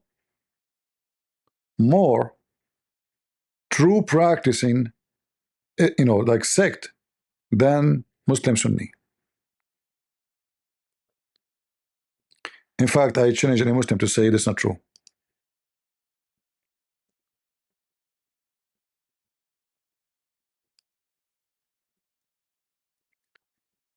This is the book of Tahrir al-Wasila.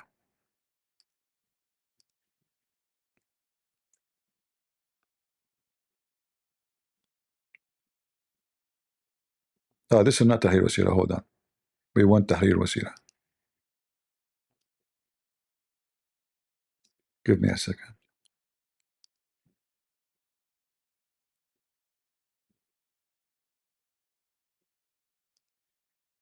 This is the book of Al-Khomeini. I prefer to give you the Khomeini book, not other book. The author himself. So this is the book of Tahrir al-Wasila by Al-Khomeini, volume number 2, page number 241, as you see in the screen. All right, Tahrir al-Wasila. And then here you go to issue number 12. And the Muslim Sunni, we showed you, they agree with the Shia. It is not allowed to if a girl. In fact, the Muslim Shia are more conservative, by the way. And I will show you why. Because here it says you should not if her until she is 9. We showed you the Muslim Sunni says you can, if she can handle it. Doesn't matter what the age is. She is 5, she is 6, she is 4. As long as she can handle it, you can go for it. That's what the Muslim Sunni says. And we showed you that already. If you forgot, we can show it to you again. All right? No problem.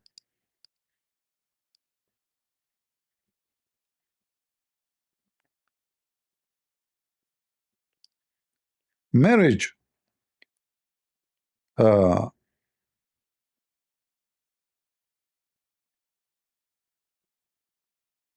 You can marry an infant, but you cannot enjoy her until she can handle it.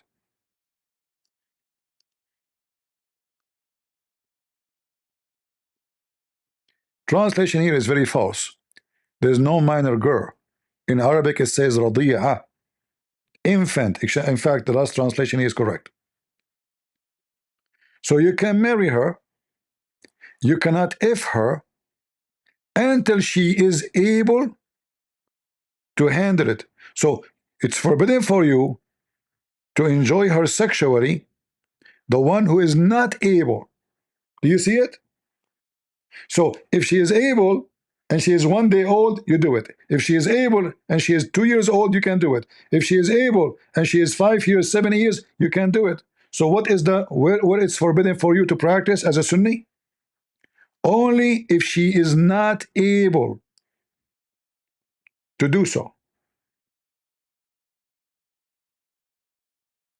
So what is forbidden you from enjoying her sexually, if she is able or not? And who is the one who will decide who is able? The husband. He married her already, she is his wife.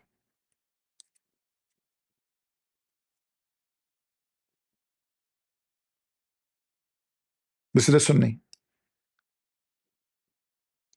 The Sunni, they agree, you can marry an infant.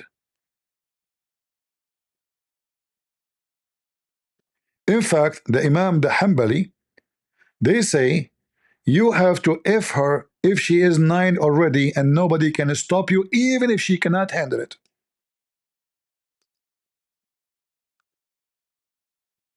Let me shorten it so we can play the audio.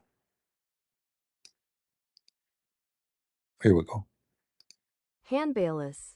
If the little girl reaches the age of 9, she is given to the husband, and they do not have the right to detain her after the age of 9, even if she is thin. Even if she is so small. Do you see it? So now, okay, before that day, if she can handle it, you take her. 6 years, 7 years, 5 years, no problem. However, what if she is so thin, so small?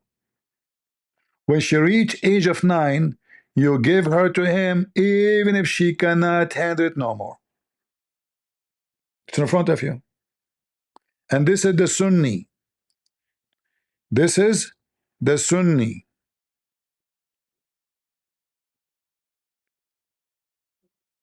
Here they are saying, the Nawawi said, The little one should not be delivered to be ifed as long the reason for not to be ifed is exist. Which is that? She's too small. It is forbidden to if her as long she cannot handle it because she is so little or maybe even crazy. Are we making things up?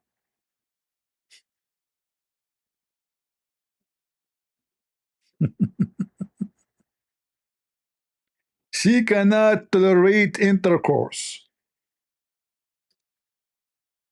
This is your religion.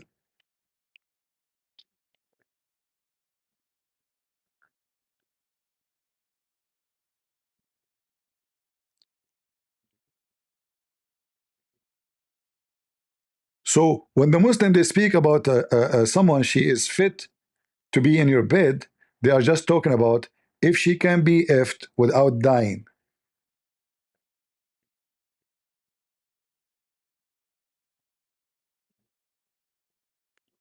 The Shafi'i said the husband can if her even if she cannot handle the effing, and this is a Muslim Sunni.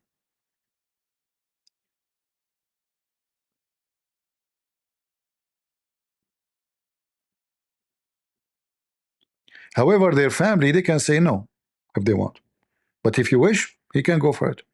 Read it. I'm not making things up. Let us use the full translation. You see, when the text too many, the translation doesn't work with the audio. I like the audio so you can read it. Al-Shafi'i said, if she is close to puberty and is large enough to tolerate intercourse, then her husband may have intercourse with her. But if she is not able to tolerate intercourse, then her family may prevent her from the husband until she is able to tolerate intercourse. The word puberty does not exist here. It says balagat, which means reach. When reach large enough, the translation is false.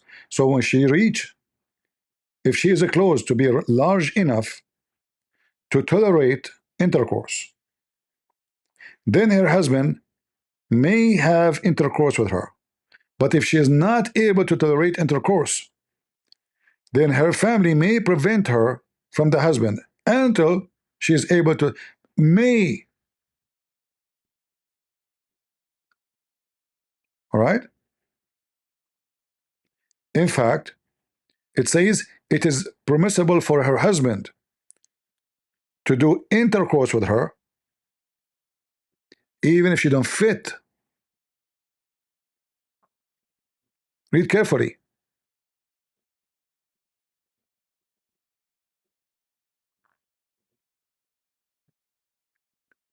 So the parents they decide, okay, our daughter she cannot handle it, but we are talking still about a kid. Otherwise, why the whole discussion is talking about what the discussion is about she can handle it or she cannot handle it. All the discussion we see is about she can live. He will not kill her. Those are the Sunni. What about the Shia? Read with me.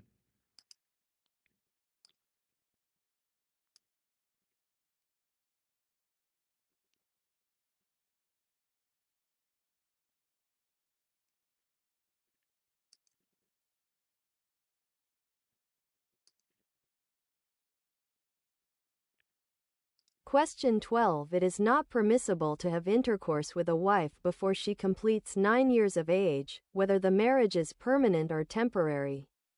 As for other forms of pleasure, such as touching with lust, embracing, and thighing, there is nothing wrong with them, even with a baby girl. Even with the infant.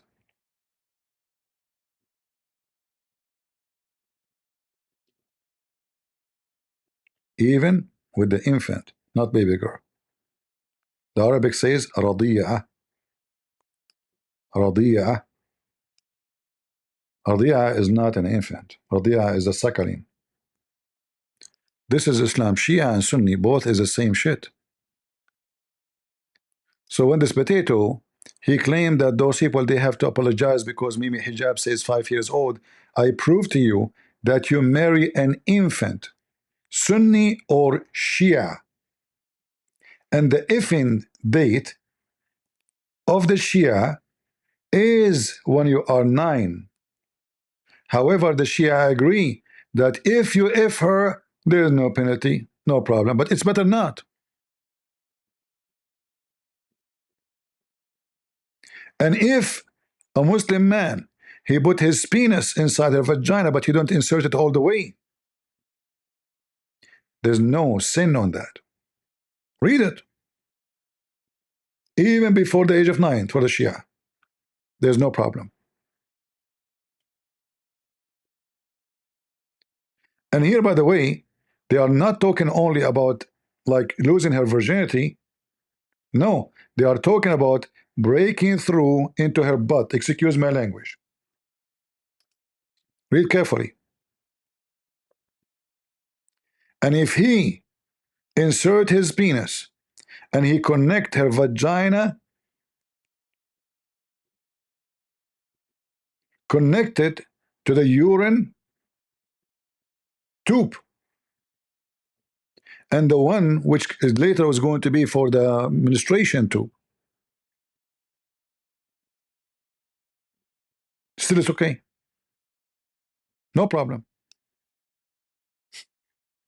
Imagine you are destroying her body parts. You rip her apart.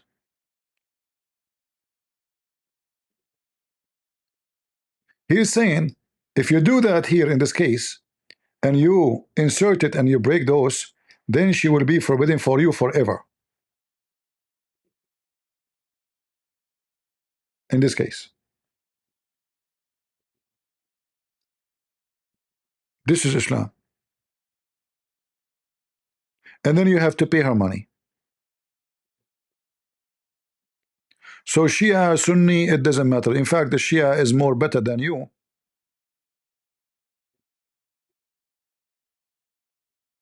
At least they are following the pervert Muhammad more decency. I mean in decent way, which means they are following truly what Muhammad said. Muhammad says we do mut'ah, the Quran says so, the Shia do it now. What the Muslims Sunni do, like maybe hijab, he go and do something called misyar, which is mut'ah. They just change the name. The Muslim Sunni are pervert. They change the name of their crimes, of their pervert action. So the mut'ah in the Quran, they say the hadith says the mut'ah is forbidden. Well, in fact, it's not. Because Umar and Abu Bakr, they practice mut'ah after, and Uthman, they practice mut'ah after Muhammad's death. So if it's forbidden, how they practice it? Tamatta'na ala ahd. We did enjoy mut'ah in the time.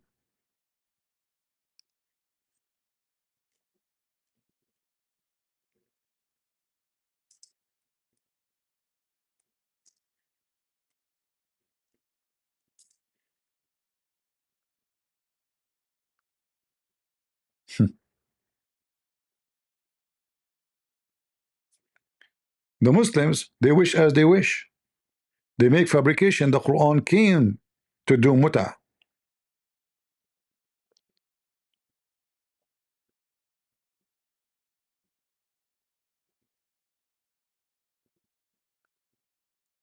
You see it? The Muslim, they did mut'ah with Muhammad. Muhammad did mut'ah with them. Everybody is doing mut'ah.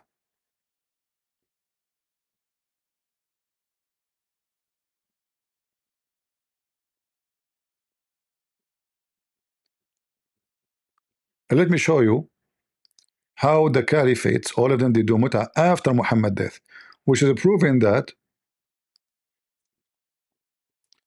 the Muslim, they lie when they say mut'ah is forbidden. In the best scenario,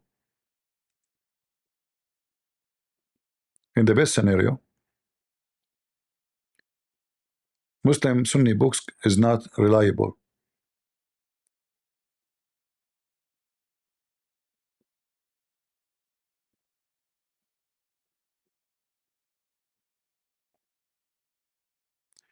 The one who forbid the mut'ah is Umar al-Khattab, not Muhammad.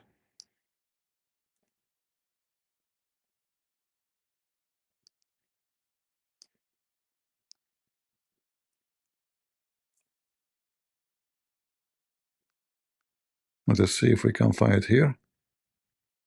If we could not, we can find it in different way, please. Let us see.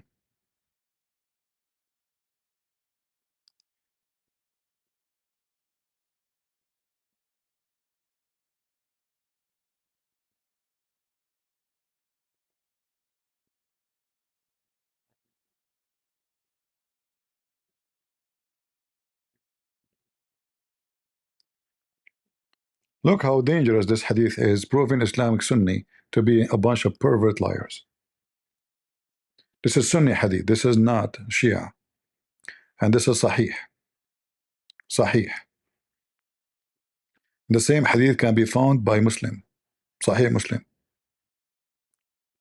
It says here that Umar al-Khattab, he said, the Quran is the Quran, and the messenger is the messenger. And there was two mut'a in the time of Muhammad. And I forbid you today from doing them. So, was the mut'a forbidden by Muhammad? No. Umar, he just acknowledged that the mut'a was exist in the time of Muhammad.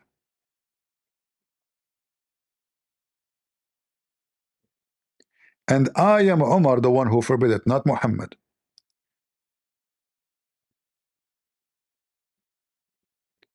The two pleasure practice during the lifetime of Muhammad.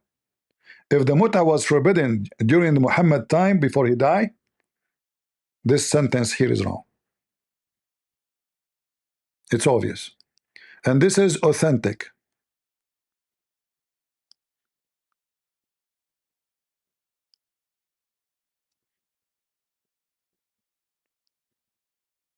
Authentic.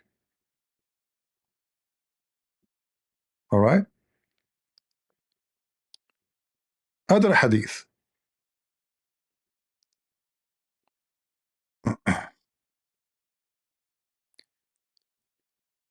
Ali said, Ali, if not Omar, he forbid mut'a, nobody commit fornication. Yeah, because mut'a is is allowing fornication. All right. The one who forbid the mut'a is Omar.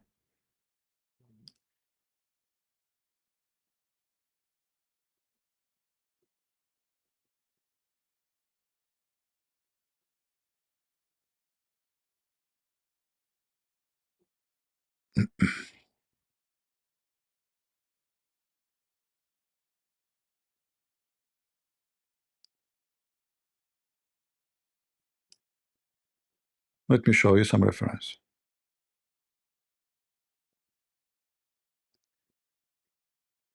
See, Abdul, we are not like you. We don't fabricate numbers. We don't fabricate stories. This is your religion. لولا ما سبقني به ابن الخطاب ما زنى إلا شقي.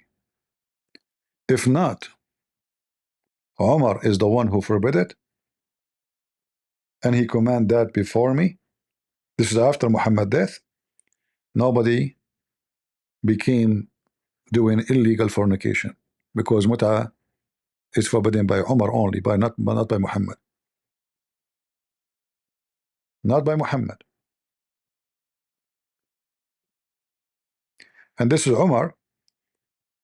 This is Ali saying, if not Omar, he is the one who forbid it, I will allow it.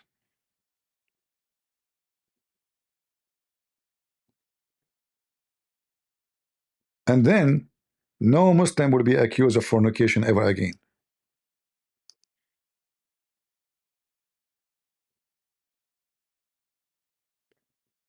It was only the opinion of Omar, not Muhammad.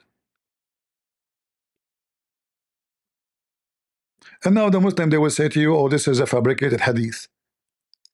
Sure, as usual. Right? Anything is fabricated, even if it's a Sahih Muslim, even if it's Al-Bukhari. And let me show you. It confirmed from Al-Bukhari that the Muslim, they used to F each other by exchanging anything. And this is a practice during Muhammad, during the caliphate after. Read carefully. Read carefully. This is Sahih Muslim. This is Sahih Muslim. We contracted muta, not marriage. There's no marriage. Muta is not a marriage. Muta means sexual enjoyment, not marriage. How that is marriage? The word marriage is not there. Giving a handful of things like, exchange. You go to the women, you are hungry. What do you want? Bread? Okay, I will give you 1 kilo of a flour. Open your legs. It's in front of you. When we did that, during the life of Allah Messenger and during the time of Abu Bakr, until Umar forbid it for the case of Umar ibn al-Harith.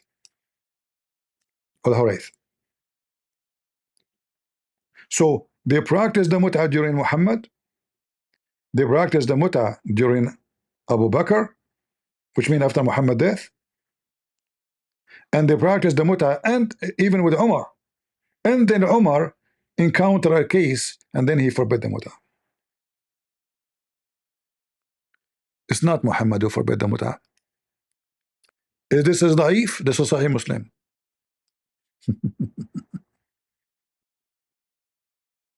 It's in front of you. This is the religion of the pervert Muhammad. Take it or leave it. Do we have any Muslim who would like to join us? I'm tired, so it's going to be easy for you to take me down. Any Muslim?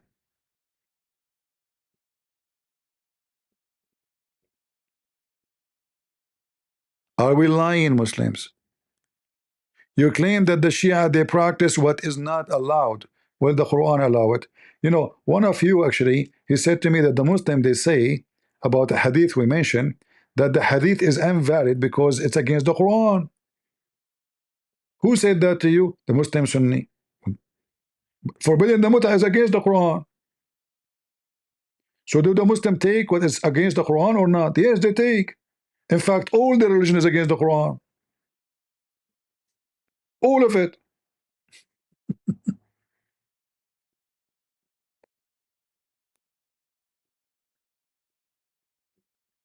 Don't change my topic, my friend. We are not here to talk about any one war. Focus with me. Do we have any Abdul?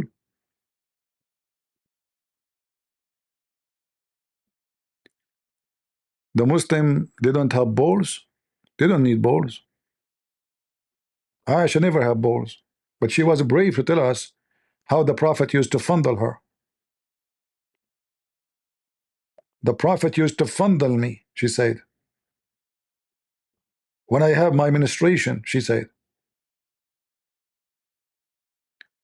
Imagine if Aisha, she have Facebook in her time or Twitter.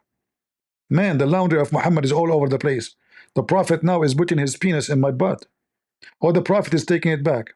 Or the Prophet, he put it again. Or the Prophet is licking my ears. Or the Prophet, he bite my tongue. In fact, she said the Prophet used to suck my tongue. What? What the Prophet used to do, Aisha? The Prophet used to suck your tongue?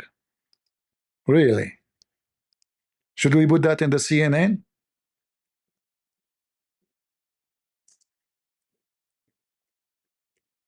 What kind of a woman she is? I mean, are you pervert people? Why a woman, she will go, imagine you are married and then you have a wife, she go online and say, guys, my husband Mohamad Hijab, he sucked my tongue. Really? Can you show us how? Are we lying? And look, one will say to you this is sahih, one will say to you this is da'if. This is Al-Bukhari.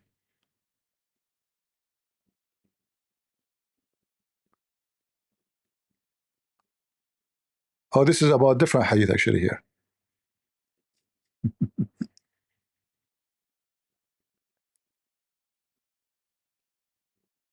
It's weak, brother. It's weak.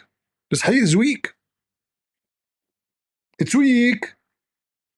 I mean, do you see it? It says weak. Hello? Get the breath. First of all, Prophet Muhammad, he was sucking her tongue because he was suffering from some problem. Like, you are a doctor. So what the problem you think it was the reason for sucking her tongue? Get the breath. First of all, it's very simple. Me as a doctor, when a Muslim woman she come to my clinic, I suck her boobs, not only her tongue. Uh-huh.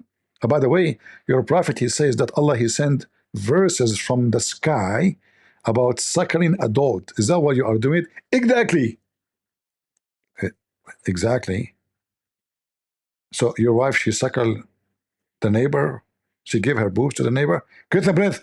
Shame on you. My wife, she is very conservative. The Quran says that you can suckle me, you know. Remember? Mimi Hijab, he played my audio saying to Muslim women, suckle me. When the Muslim woman, he cut the video, she was saying Jesus, he played with his mother boobs. And he claimed that this woman, she was young. I don't know how young. I mean, they are talking about 6 years old ready for marriage. The woman, she is obviously over 40, and according to Muslim, she is young. He's speaking to a young Muslim woman. Young Muslim woman, she will say to me, Jesus played with his mother boobs, you son of Muta. Who wanna suck the tongue of Aisha?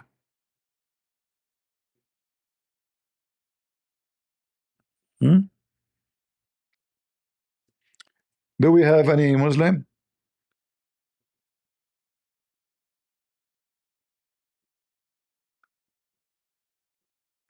Aisha, she is a, you know, she is a laundry publisher.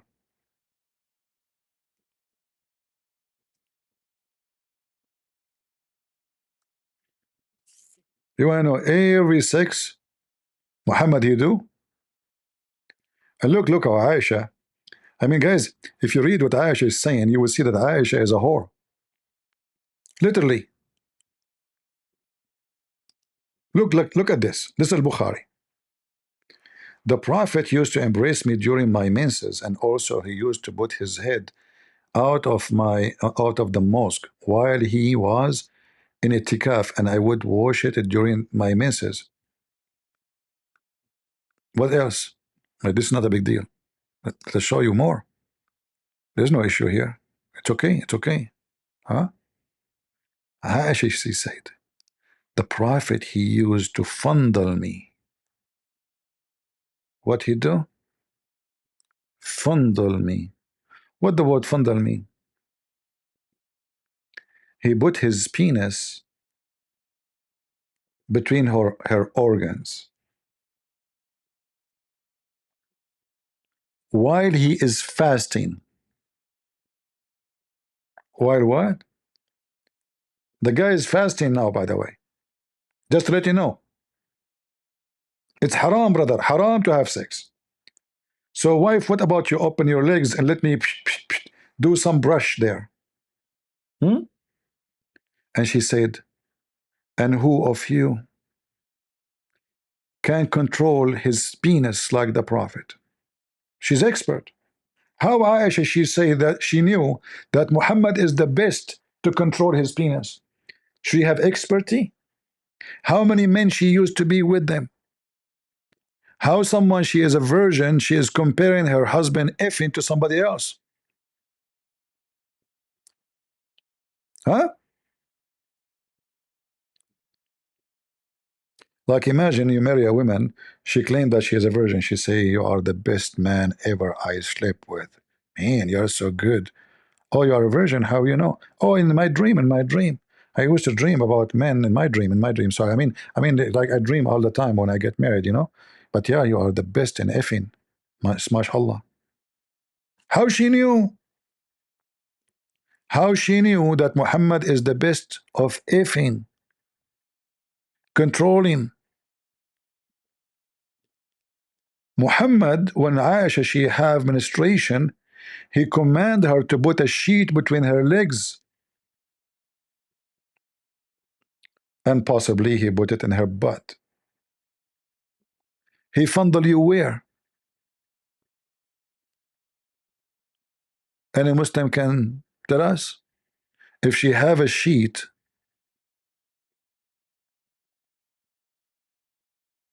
where is the, it says where, a waist warp? Well, what does that mean?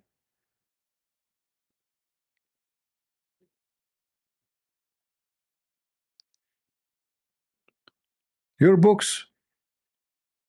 This is your books. Look, those are not translated. They're ashamed to translate them.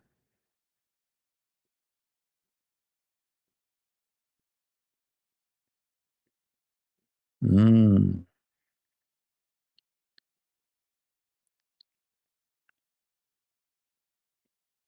If there is any Muslim, decent Muslim woman, she'd like to teach me how to fondle, because I am naive. I don't want to. I want to do it exactly like the Prophet. You remember, we are Muslim Sunni. We have to follow the step of the Prophet. So who going to teach us?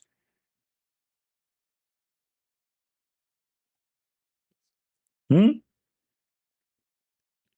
Who is the Muslim? She want to volunteer to teach us how to is Aisha there to show? Shouldn't you tell us how he used to fondle her, more details? We don't know now who exactly he did it. We need to know.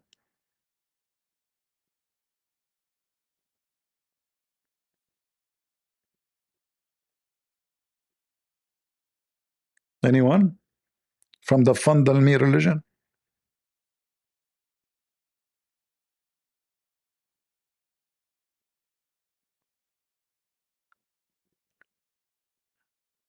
Tongue sucking is to hydrate the other person. Oh, okay. You want to suck the liquid? Okay, that's a good excuse. So if I'm thirsty, I see a Muslim woman, I can suck her tongue because I'm thirsty. Mm, that's a good idea. Do we have any Abdul from the religion of fondle me? Hmm?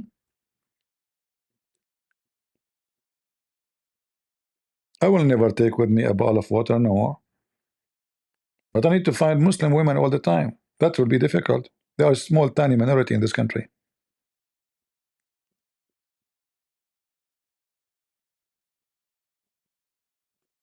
You know?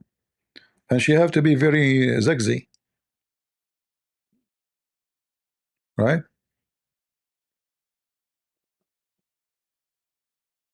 She have to be very beautiful.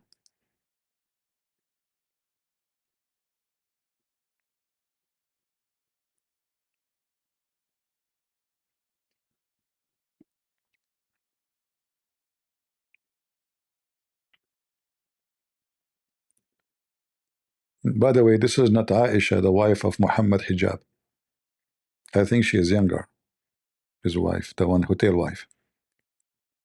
This is other one. Any Abdul? You know, I saw images, pictures saying that Muhammad Hijab is drinking a brandy. Now we do not know if this is true. You know, you can do fabricate image in Photoshop, correct? You can.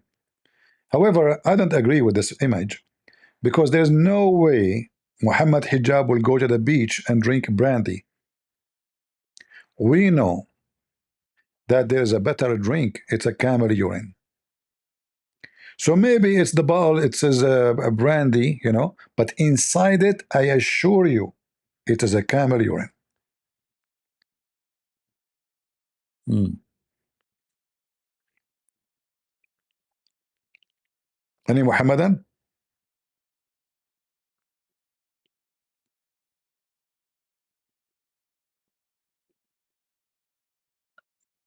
Anyone?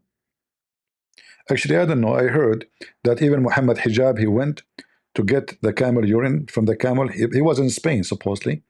He could, you know, they told him you have to go a little bit in the desert, you know. So he found a camel there, and the camel refused to piss. And Muhammad Hijab was waiting and waiting and waiting. And then Muhammad Hijab, he received a phone call. Hello? What? I receive a bill of what? $909,000. I lost the case. The camel, he's a Muslim camel. He's a Muslim camel. He heard this. Muhammad, he put the phone in speaker. The camel he heard, he started pissing. And this is how Muhammad Hijab, he got his piss, the camel urine, and he was able to take it to Barcelona beach. The news pissed off the camel. 909,000, and the judge called him a liar. Liar. Liar. Proven documentally. The court call you liar.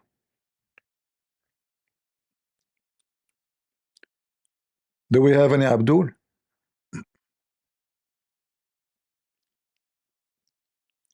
Don't worry, now he will go and he will go to a website. It's called GoFundMe. You see, GoFundMe exists for a reason. All right? He will go to GoFundMe, and the Muslim, they will start, funneling him, donating. Don't worry, go to GoFundMe. Though this GoFundMe is very famous website used by Christians and Muslims. Anyone want to scam people, he use it from both sides. Anyone, he claimed to be a religious person. Hey guys, today I am trouble. Please, I need your help. GoFundMe. What happened? Oh, please GoFundMe later. I will tell you. Oh, okay. And how much you need? Not much. Not much.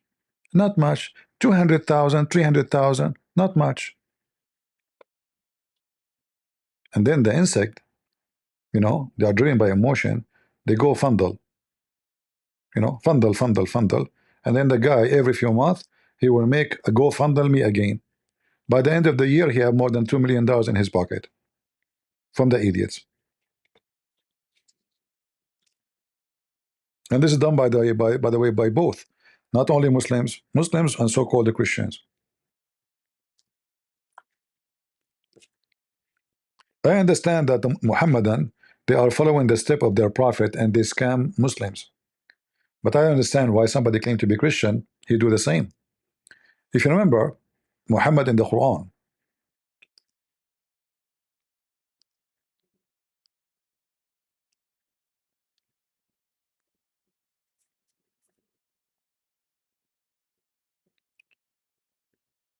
the Quran speak, if a Muslim want to speak to Muhammad in private, he have to pay him.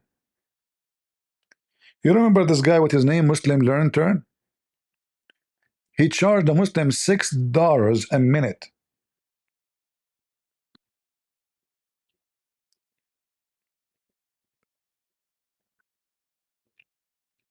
$6 a minute. Imagine. So if you speak to say $10, you have to pay.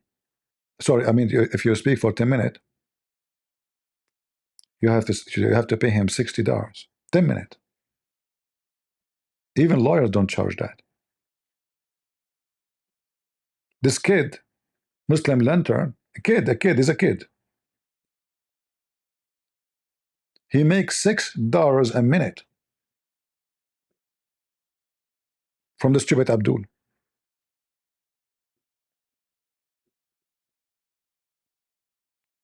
And here Muhammad saying that if he take your money, he will pray in your behalf. This is how you know who's a scammer. Read it. Take sadaqah, between two bracket, alms, from their wealth.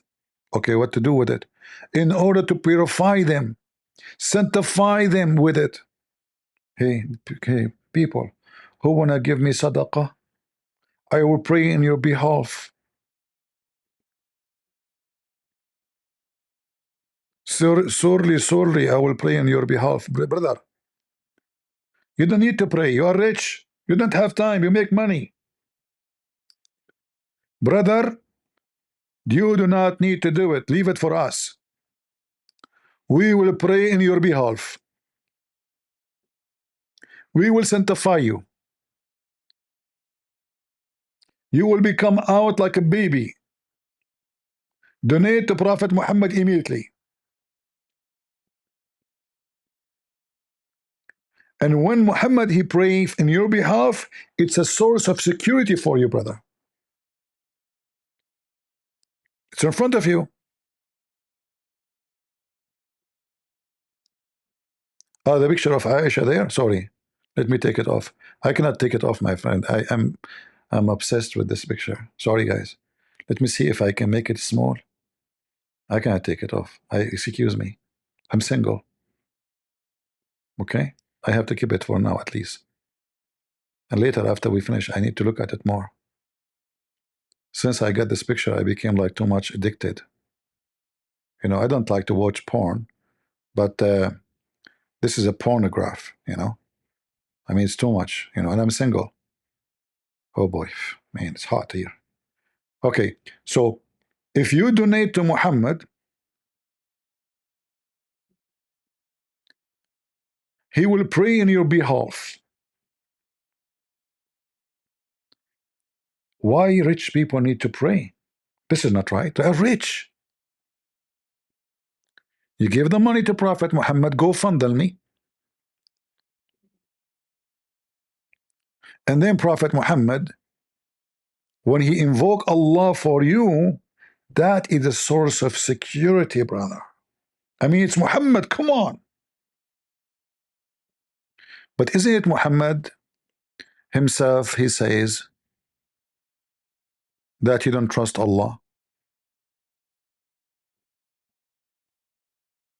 Hmm?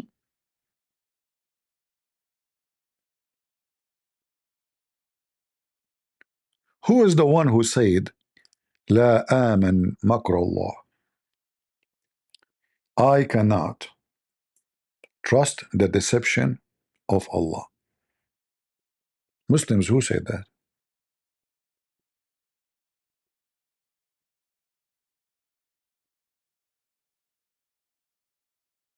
Any Muslim? First, it's in the Quran. The one who feels secure from the deception of Allah is the loser.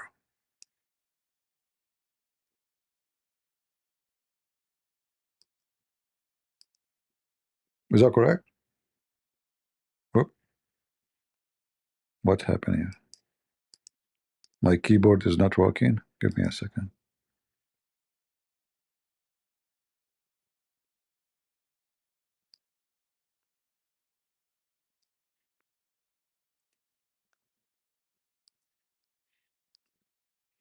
Something wrong with this keyboard.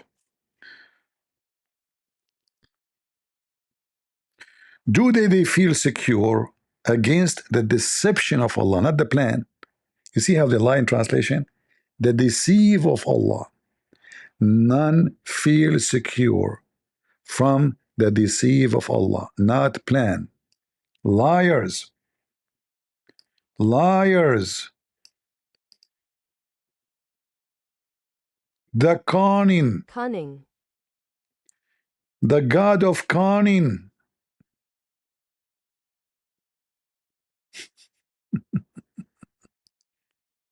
They try to fix it.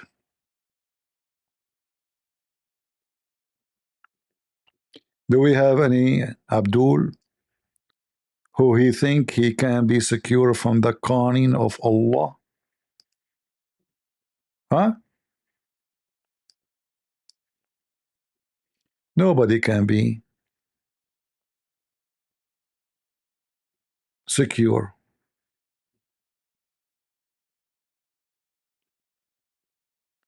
Look at this.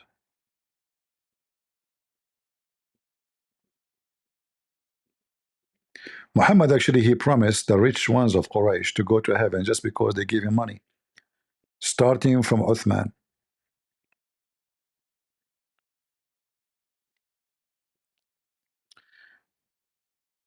I'm going to take the picture from the screen because I feel jealous. I saw someone, you know, like sending a message to her Okay, hold on. Okay, shame on you.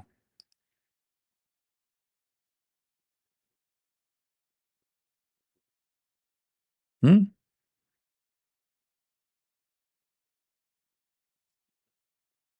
Any Muhammadan?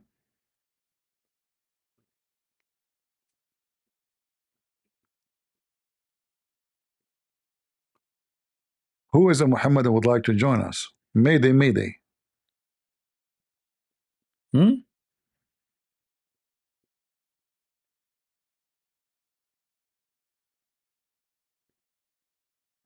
Hmm.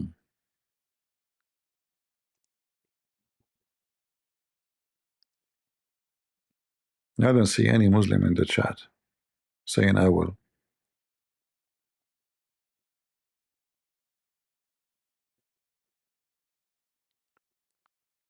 By the way, guys, if you want me to pray to Allah for you, you know, I have my, you can go fundle me account, all right?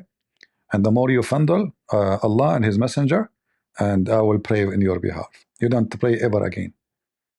You keep credit card connected, okay? Smash Allah, and there again, all day long, brothers, sisters, all day long. I will invoke Allah for you. You guys do nothing. I mean, come on, you're a businessman, you're rich. Haram, haram. Only poor they need to pray. You're rich, you pay me, I pray in your behalf. It's obvious, right? Hmm. Yeah.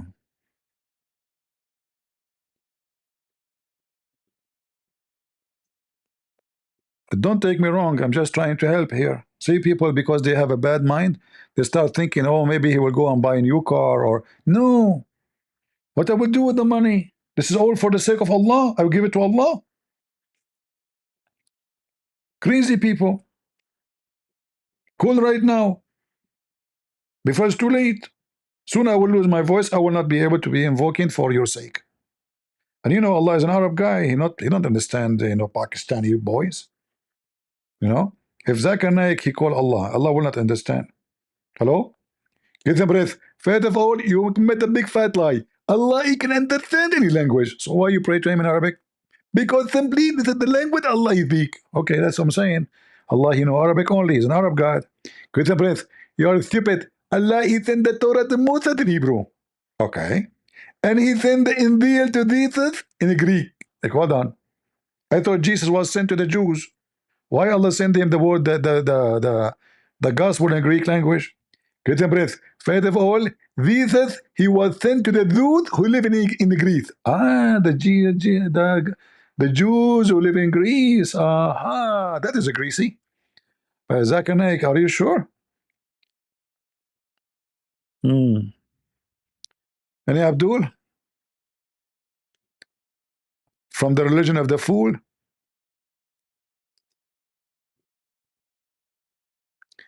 Uh-huh. Nobody want to debunk us? You bunk?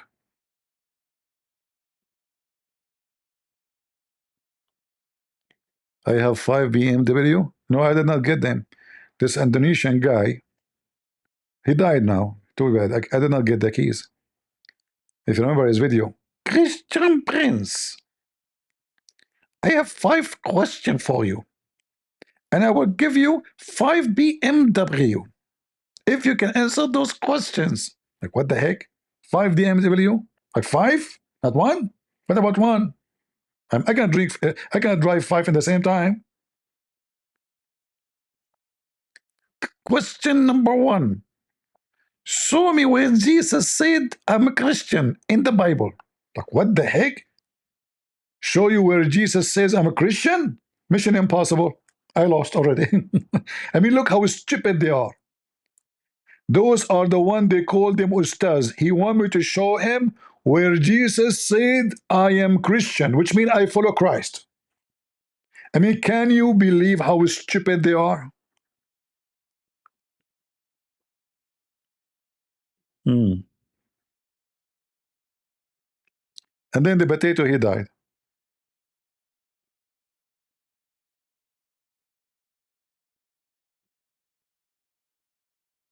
The Muslims are smart. Show me where Jesus says I'm a Christian. I challenge you. Nobody can prove that. Impossible. I mean, Jesus will say, I'm following myself. I'm a Christian. Like, Muhammad Hijab, he says to Borat Erhaman, he said to him, so you are saying that the Messiah, he thought he is Messianic prophet? Like, what the heck is that? The Messiah is a Messianic prophet? Messianic prophet? He think? The Messiah.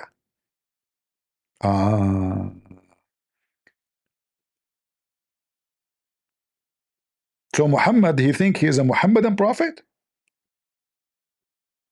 That's deep. That's wild. Borat. Any Abdul? Yeah, actually, that video is hilarious, Let me see if I can find it just for fun. You guys need fun. If we don't give you fun, then you will go fund the Prophet Muhammad, website.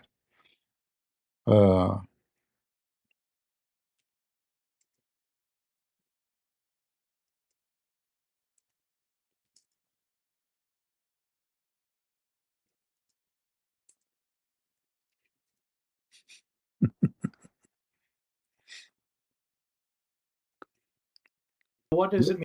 Look at this disaster.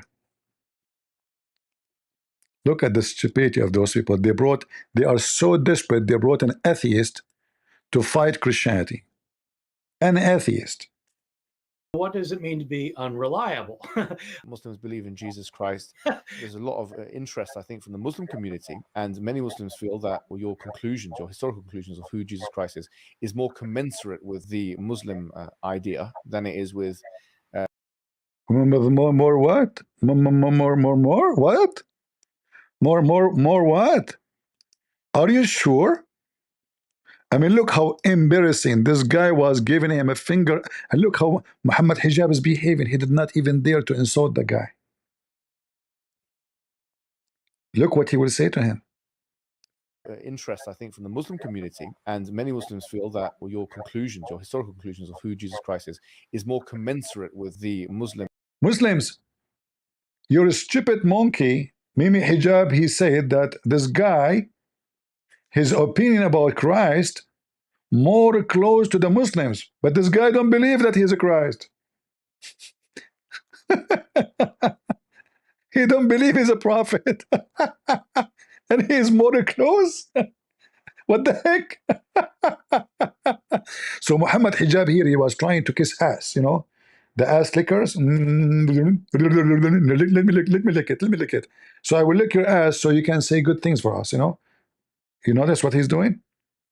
So he starts with licking his ass, hoping that the answer will be hypocrite answer, because I just lick his ass. But licking ass did not work with this guy.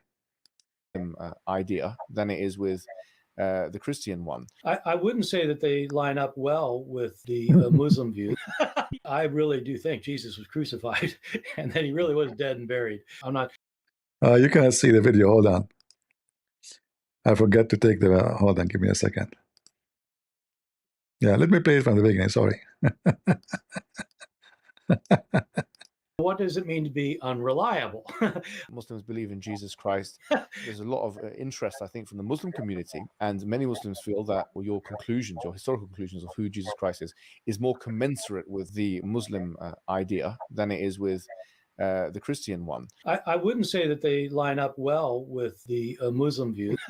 I really do think Jesus was crucified and that he really was dead and buried. I'm not interested in whether Jesus was the Son of God, because I don't think there was a God. And so my understanding is that your conclusion is that Jesus Christ was a messianic prophet.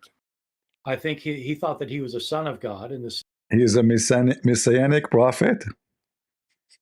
In your conclusion, you think that Jesus Christ was a messianic? What? What? Hey, Muhammad Hijab, what kind of urine you were drinking before you go for this interview?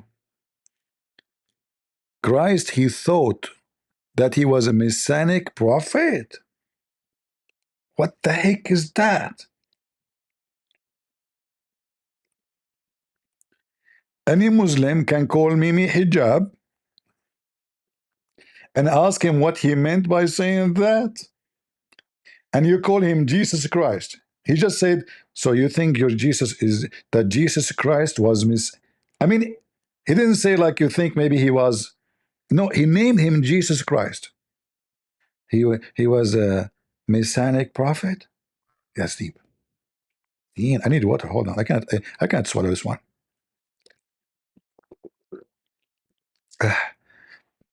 Still not. I can't swallow it.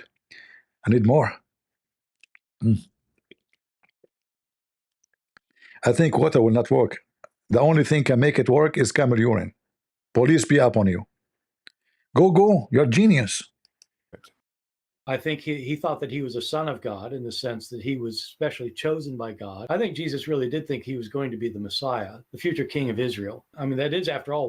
Look how stupid they are. He just confirmed that truly the teaching of Jesus, listen what carefully, this is the enemy of Christianity. They brought him to bash the Bible, correct? He confirmed that Jesus teaching, he said, he thought he is a Christ and he is the Son of God. So this is not a fabrication of Paul.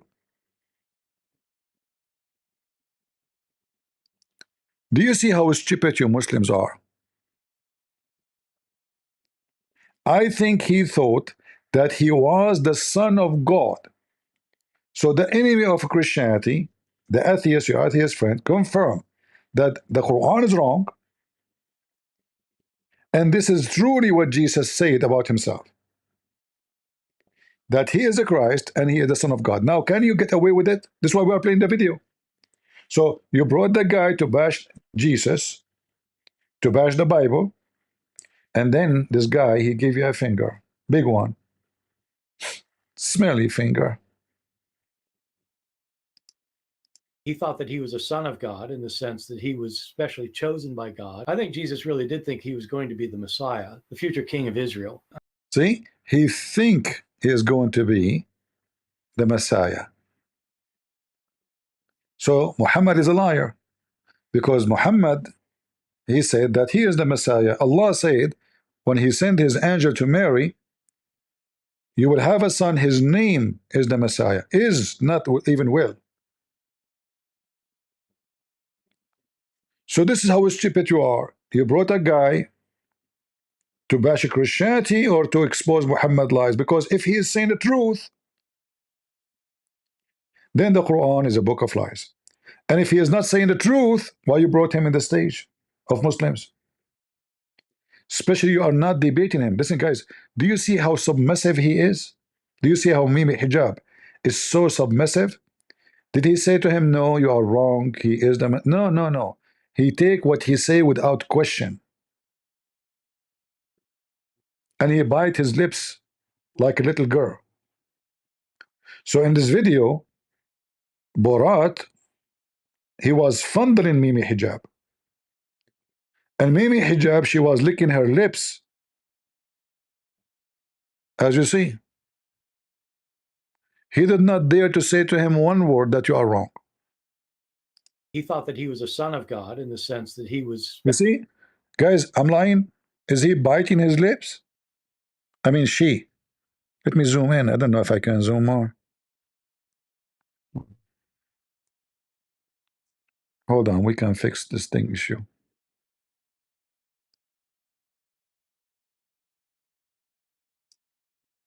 Give me a second.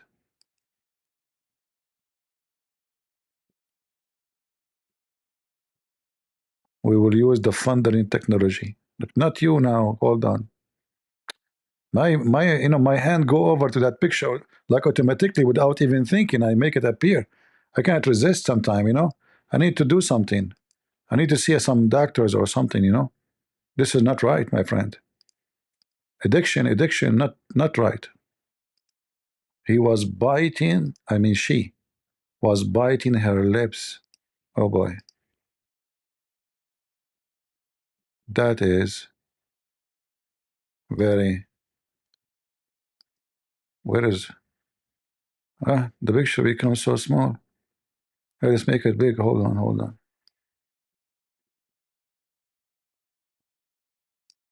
Oh, mommy. Oh, mommy, buy them, buy them. Oh, mommy, buy them. Oh, mommy, let us buy the lips. Let us buy the lips. He was like a chicken, sitting like a mule. The guy is fingering Allah and his prophet and Mimi Hijab, biting her lips.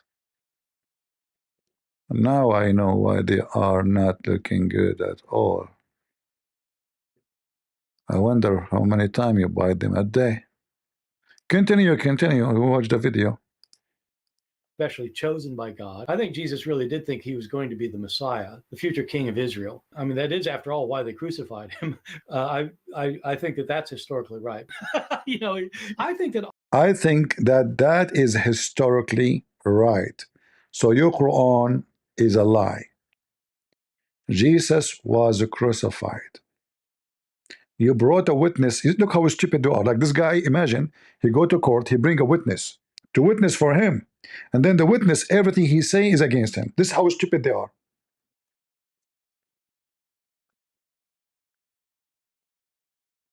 This is how this religion is full of stupidity. You could not find a witness except this guy.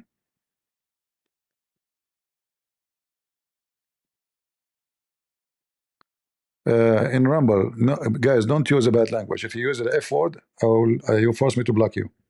Don't use bad language. All right? Watch your mouth.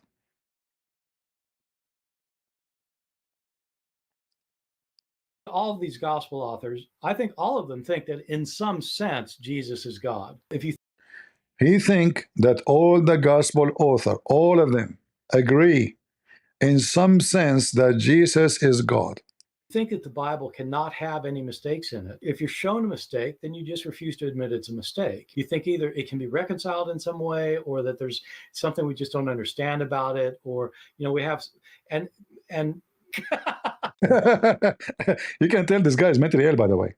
The When Quran is mentioned. when somebody mention a mistake in the Bible, we laugh. And if you watch his video, you will see how silly the mistakes he's talking about. And then Mimi Hijab, he shake his head, and he said the Quran mentioned something. What the Quran mentioned? Go. In the Quran, it's mentioned if this book was from other than God, they would have found in it many contradictions. If a book is without contradictions, that has no bearing on whether it comes from God or not. I've had phone books that are inerrant, but I certainly don't think God gave them. So, no, that is. Even Mimi himself laughed at the idea of the stupidity of Allah. So if there is a book does not have contradiction, it's obviously from Allah. I have many books.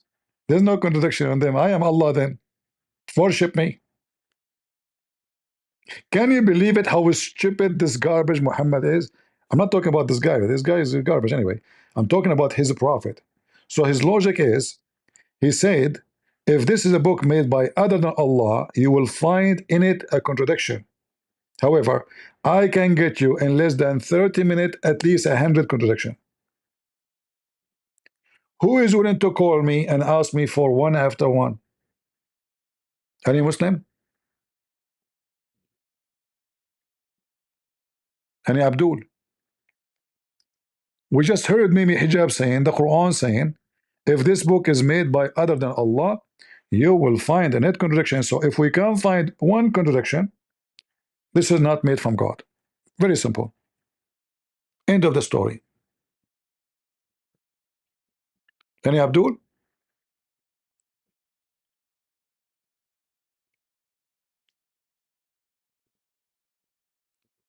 And the Muslim, they say to you that nobody can make Quran like the Quran.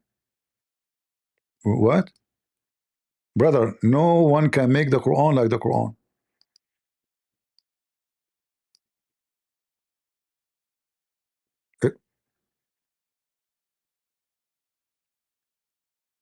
What do you mean? Can you make Quran like the Quran? I have to make Quran like the Quran, and that will make me God? Yes. Okay, can you make books like my books? If you say yes, you're copying me. The only way to make a book like my books, only if you are copying me. Are you stupid?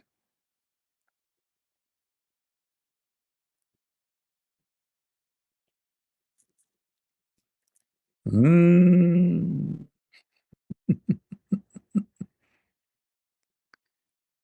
And then we find that the Quran itself says, Shaitan made Quran. Not only that, the ant made Quran. In fact, the Quran is not the book of Allah. Because when Allah, He is quoting the ant, who is the one is talking there? The ant. The bird making Quran. The chicken making Quran. Are we lying? Who is talking here? This is not Allah. Who made this Quran? When they arrived to the valley of the ants, and by the way, this is a true story. I was there. You know, the valley of ants is very well known in the Middle East. You know, like when you go in the highway of the valley of the ant, you enter, it says there's an ant in your pant. It's very well known, you know. So when they arrived to the valley of the ant, one of the ant said, okay, so now all of this is made by Mrs. Ant, not Allah. Can you Muslim, can your Allah make a verse like this?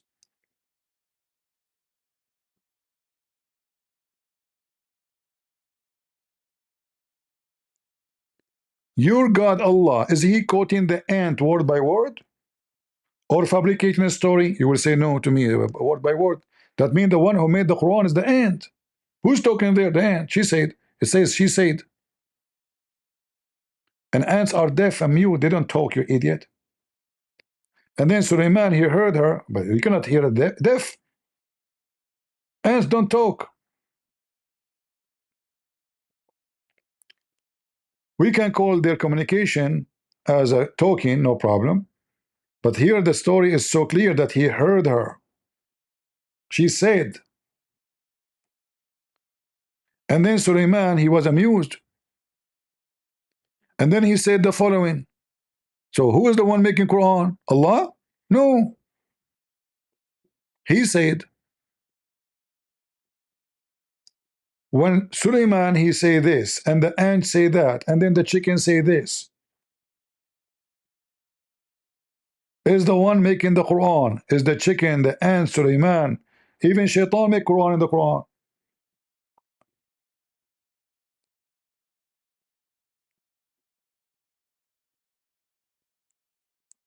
Adam is talking in the Quran. The angels are making Quran. And Allah is quoting them. So when the Muslims, they say that the Quran is made by Allah, this is a big fat lie against what the Quran is saying. He said after he checked the birds,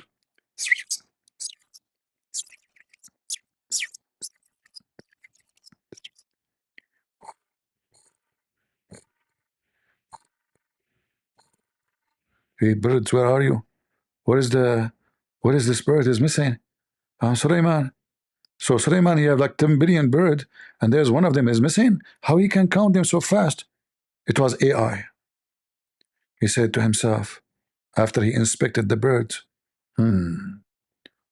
what is matter with this bird?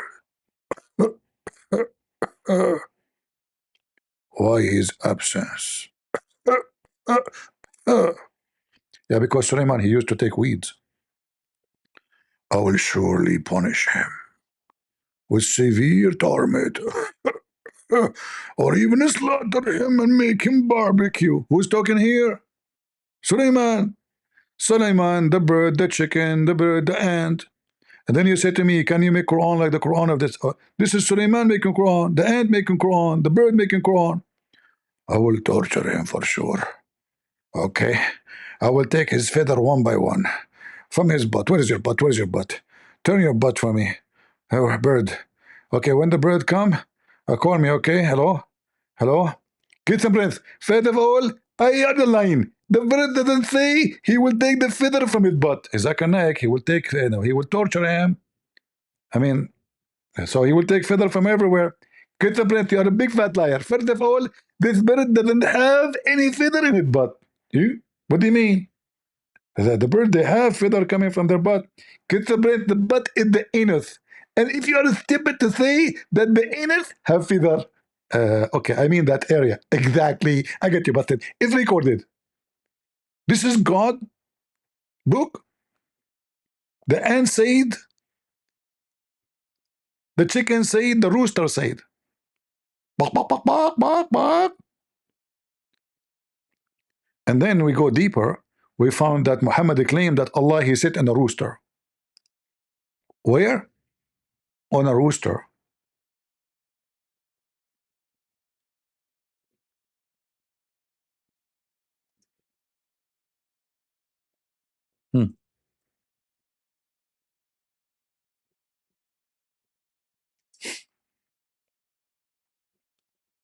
How big the rooster? There is a rooster, brothers and sisters. It's so big. His feet is in the ground. And his head is under the throne of Allah. And this is an authentic hadith.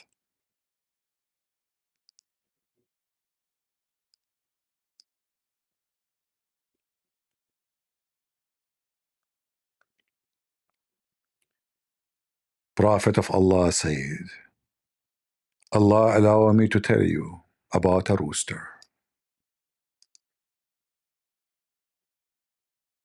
God Almighty has given me permission to talk about a rooster. It's a roostery story. After you hear it, I will roaster you all. In the best scenario, I will roast you. So Allah allowed me to speak about a rooster. And this rooster, his feet is in the soup of the ground.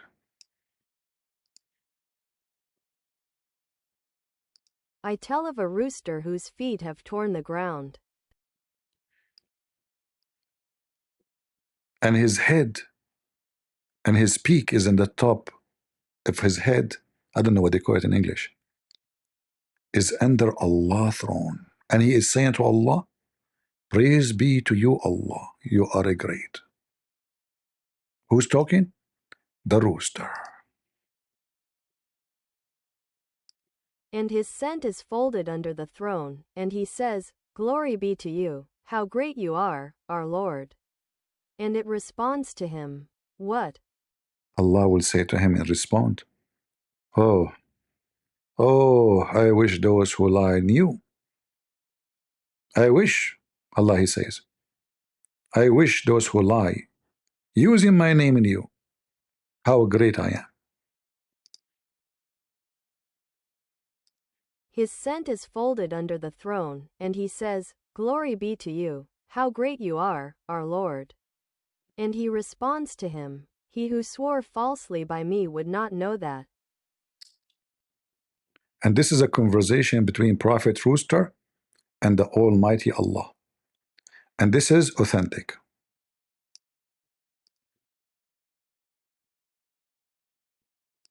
Summary of the Hadith scholars' ruling. His chain of narrators is authentic.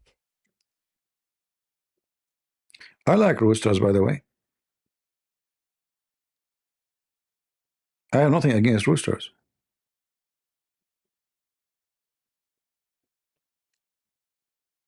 What do you think? All of us will like roosters. They are like beautiful with colors, you know. And but I am surprised why the rooster is under the throne, not in the top of the throne. I mean, we know all of us chicken, they like to jump all over the place. Why this rooster is contained and he is not jumping all over? I don't know. It doesn't make sense to me. Maybe in the beginning, like he started the conversation, then Allah, he go to the bathroom, and then he would jump on the top of the chair of Allah?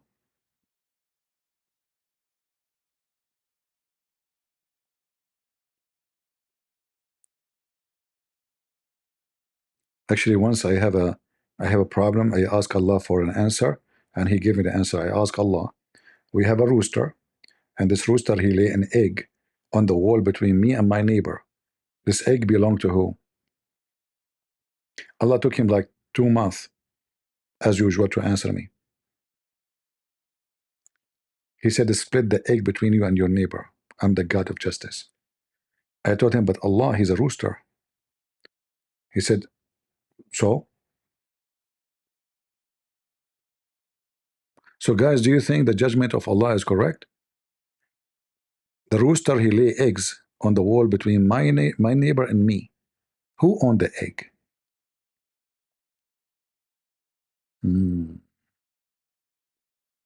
I see. We will find out sooner or later.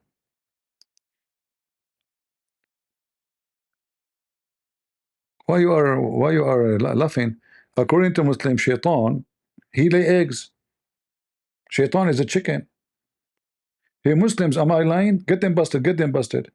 Is it true that Shaitan, he have a penis in the right thigh and he have a vagina in the left thigh, and he shake it, shake it, shake it, and he enter this into this, he do nikah, and then he lay 10 eggs. I never thought that Shaitan is a chicken.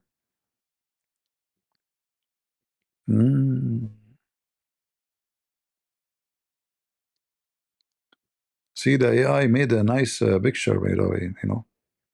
Those are the names of Allah behind, and he turned his butt to Allah names, you know. Do we have any Abdul?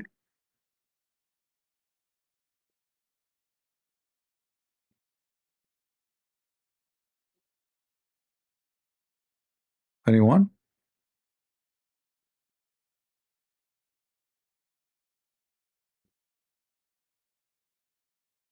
I know, I can tell you a lot of stories about Prophet Muhammad. He's an amazing person. You know, if you know how amazing Prophet Muhammad, you will go crazy. It's so crazy religion, very beautiful. You know, many of those kuffar, they make fun of Islam, brother, because they are ignorant, stupid. If they knew how amazing the Quran and how amazing the teaching of Prophet of Allah, you will not believe it. Any Muslim would help me to prove that to those audience?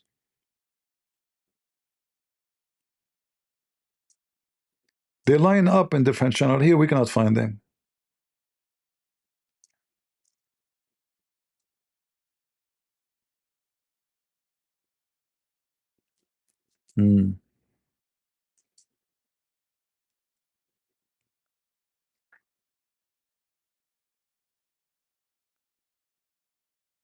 I see.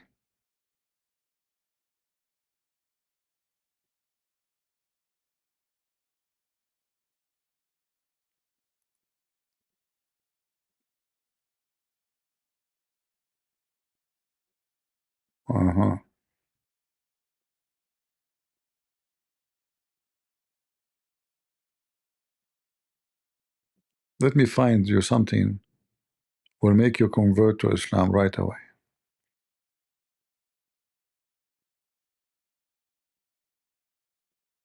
Islam is very important religion. Teach you everything. Important questions. We will not show you Islam to be silly. No. We have an important matter. It's about death and life. Khalid question says, I've read as per the hadith that it is not permissible to roll up pants. Can you elaborate the actual meaning of it? Does it mean to not roll pants during salah? As in office time, I do wear pants below the ankles and usually roll my pants before salah and perform accordingly. Is this permissible? First of all, the hadith is in the Sahih, where the Prophet said, alayhi salatu wasalam, said, I was ordered to prostrate on 7 bones or 7 limbs or 7 areas of my body. And he said the forehead and pointed to his nose as well, the hands, the knees, and the feet.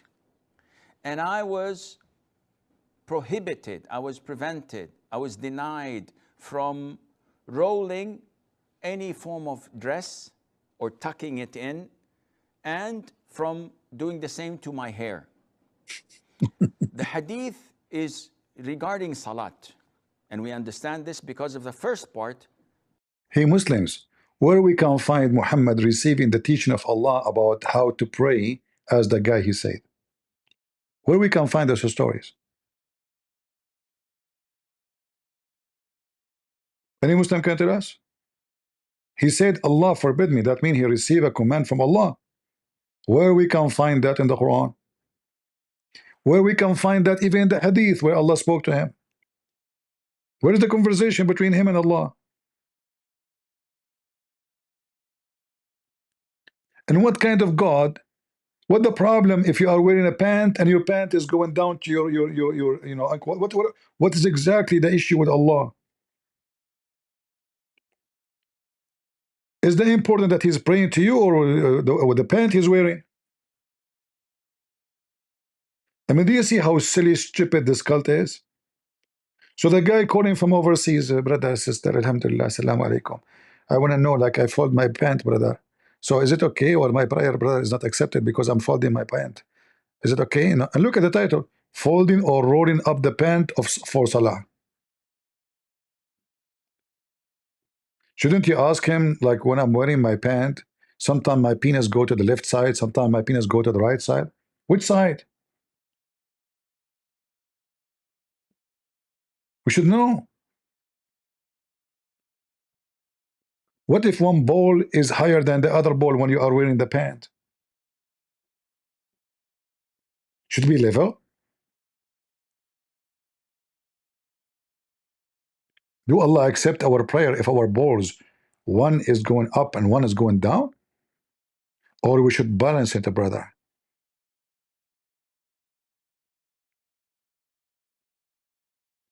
What the heck is this? This is a question and this is a religion, and Allah forbid me? From what? Forbid me. If Allah did not forbid you from having sex with Aisha, He forbid you from folding your pant?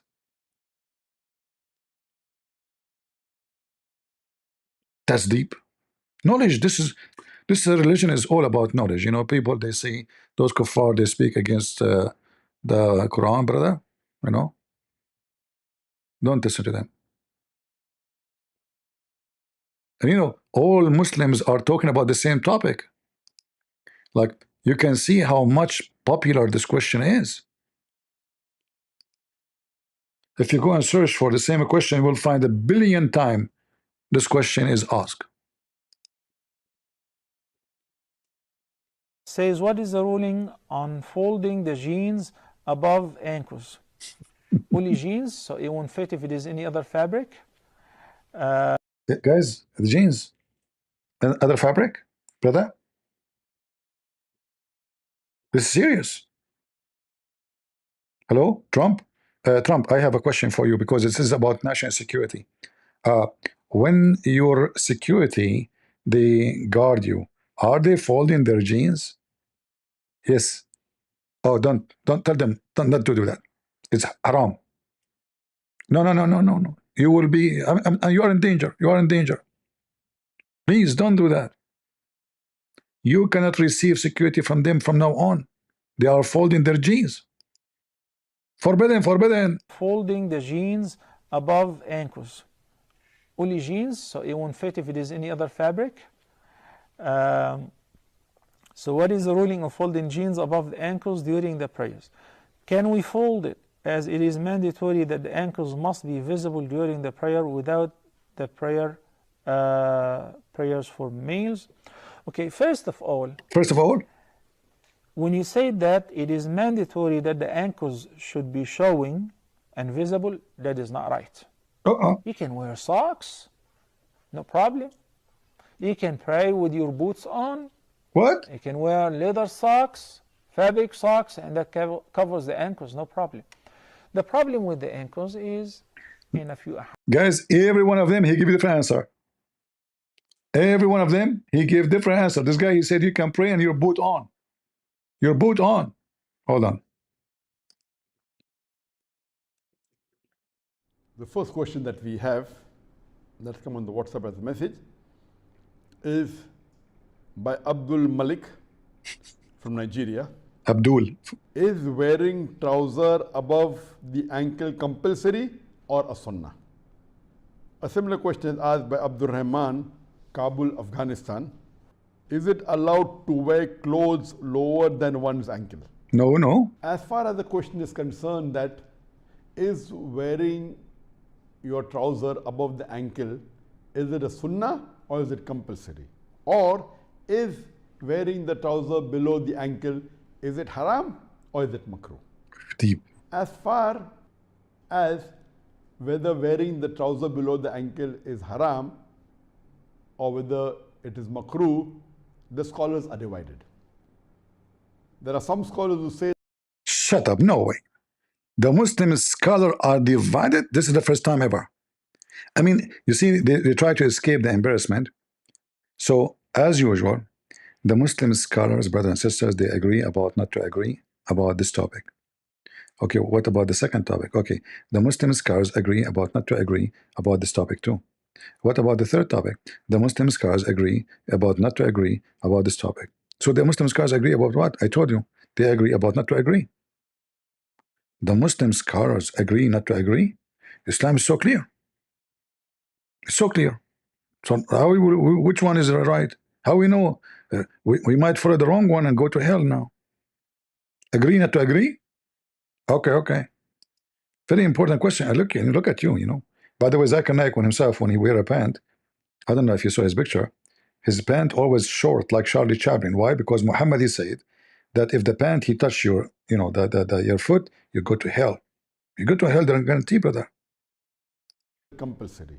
Or is wearing the trouser below the ankle, is it haram or is it makruh? As far as whether wearing the trouser below the ankle is haram or whether it is makruh, the scholars are divided. There are some scholars who say that wearing the trousers below the ankle is makruh. That means wearing the trousers above the ankle is sunnah. While the other scholars say that wearing the trousers below the ankle, it is haram, and wearing above the ankle is a fard.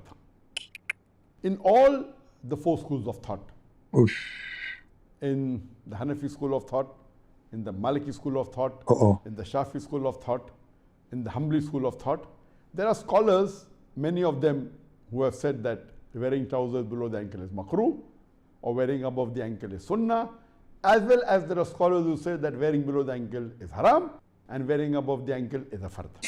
There are various hadith which speak about the subject of the izar or the trousers or the lower garment below the ankle. The hadith in Sahih Bukhari, volume number 7, hadith number 5787, where 5787. Okay, the number is so clear. 5787, brother. Abu Hurairah, may Allah be pleased with him, says that the Prophet, peace be upon him, said that the izar, the lower garment that hangs below the ankle, is in the fire of hell. It's Sahih hadith. Sahih. It's in Bukhari. That's it. You will go to hell now, brother. You will go to hell. You pray every day. You masturbate for the sake of Allah. You molest kids like Aisha. You do jihad by putting TNT in your anus and go on an airplane. But you forgot your garment is touching your feet, touching your ankle, brother. You're going to hell. Bad news, bad news. There's a very strong relationship between the, and going to hell. That's it. Big sin, big sin. Allah forgive all sin except this one, and shirk. The izar, the lower garment that hangs below the ankle, is in the fire of hell. Sahih hadith. It's in Bukhari. And there are various Sahih Hadith in Bukhari, in Sahih Muslim, and other books of Hadith. It is further mentioned in Sahih al-Bukhari, volume number 7, Hadith number 5790. The Abdullah ibn Umar, may Allah be pleased with him, he says that Prophet Muhammad, peace be upon him, said that once a man was walking with his izar trailing on the ground, and Allah subhanahu wa ta'ala made him go beneath in the earth, and he kept on going beneath till the day of resurrection. There's the hadith.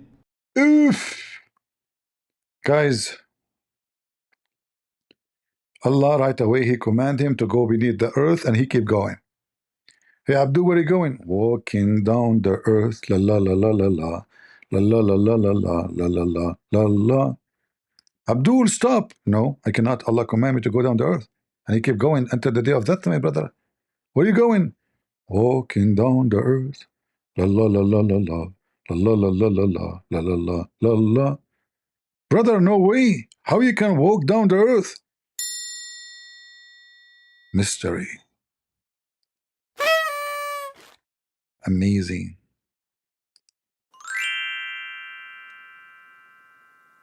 Beautiful. You Muslims are doomed. So the guy, because his dress touched the ground, Allah will force him, He forced him to walk down in the earth until the day of judgment. And I am making fun of Allah every day, and Allah did not do that to me. So touching your dress in the ground and you are a Muslim praying to Allah is way bigger than me spanking your Allah every day. But this is a true story. This reminds me of the story of the guy made fun of the miswak. So he put the miswak in his anus. Allah punish him, brother. Anyone knows what happened? Who knows what happened? When this guy made fun of the miswak, this Muslim guy, he made a big mistake. Big mistake. He inserted the miswak. The miswak is a piece of wood made of root. Usually, naturally, is very long and very flexible. The Muslim, they cut it pieces because now it became expensive. Every Muslim want to buy it to do what Muhammad supposedly done. So he inserted the miswak in his anus, and brother, oh brother, after 9 months, the guy became pregnant, and he delivered a baby, his butt like a rabbit, his head like a mice. By the way, it's true story. This is a true story. I was there. I was there. I warn you, don't do that. Don't do that home. Don't put the miswak in your anus. You will get pregnant even if you are a man. And then you will deliver it. From where, I have no idea. Don't ask me. The guy delivered the baby. It's a mice, a rabbit, creature, baby. Mean. And here you ask yourself, what kind of a Muslim is this guy who inserts something in his anus? I mean, you cannot insult the anus without anything else. You must. What kind of society this society is?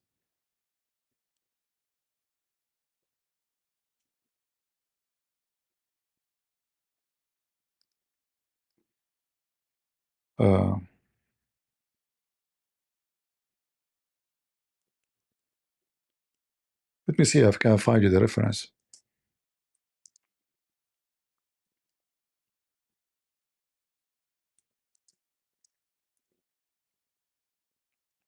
By the way, this is a true story. I know that's kuffar Christians, and you know they will make fun of it, but we can prove it to you easy.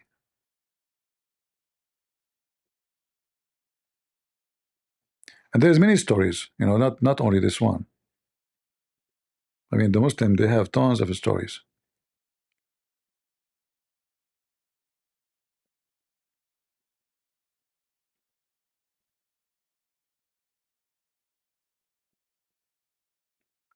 Actually, even Ibn Kathir, he mentioned this story.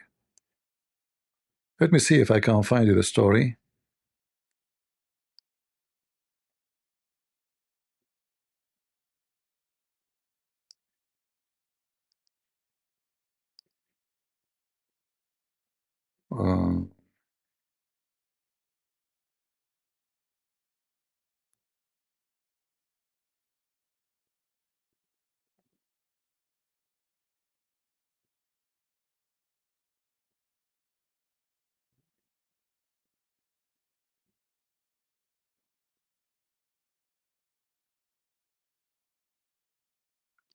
where we can find this beautiful story.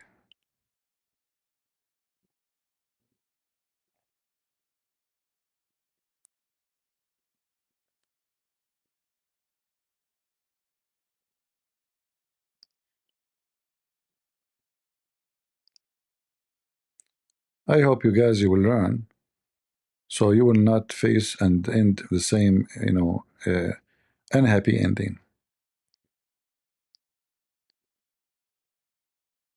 And the story, by the way, is very dependent on who is reporting it.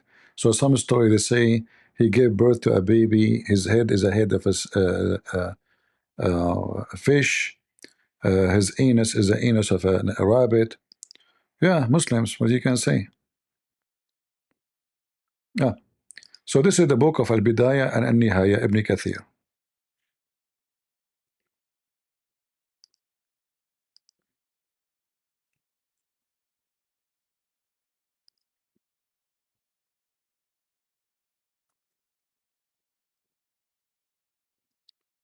Let me show you.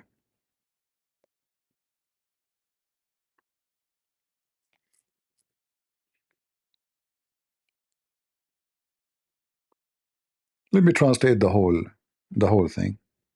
Again, this is Ibn Kathir. If you have the book of Ibn Kathir, Al-Bidayah and Al-Nihaya, Ibn Kathir, volume number 17, page number 469. All right? Volume 17, page 469. Al-Bidayah and Al-Nihaya, the beginning and the end, Ibn Kathir. Now we go down here. Read and love. The religion of Allah.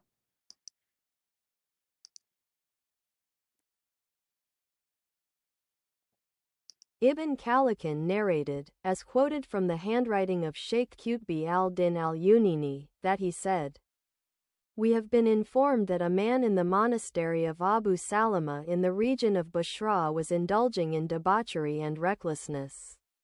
When the siwak and its virtue were mentioned to him, he said, 'By God, I will not use a siwak except in the anus,' meaning his anus. So he took a siwak and put it in his anus, then took it out. It stayed there for 9 months, and then gave birth to a child like a rat, with 4 legs, a head like a fish's head, and an anus like a rabbit's. Man. When he gave birth, the animal cried out 3 times. 3 times. The man's daughter got up and crushed its head, and it died. Man. The man lived after giving birth to it for 2 days, and died on the 3rd. Man. He used to say, 'This animal killed me and tore up my intestines.' A group of people from that region and preachers from that place witnessed that. Witness. Some of them saw the animal alive before it died. Brother, there's And witness. some of them saw it after its death. Brother, there is witnesses there. I swear by Allah, brother. And the guy, he kept the miswak inside his anus for 9 months. And now Allah transformed the miswak into a baby. And this baby, brothers and sisters, after he put it, and look, they put the name of Allah, and then they put the word anus.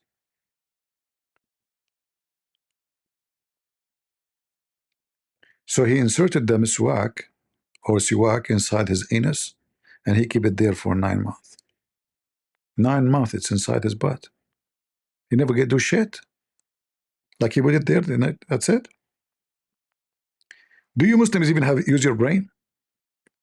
9 months the guy, he kept the piece of wood in his anus.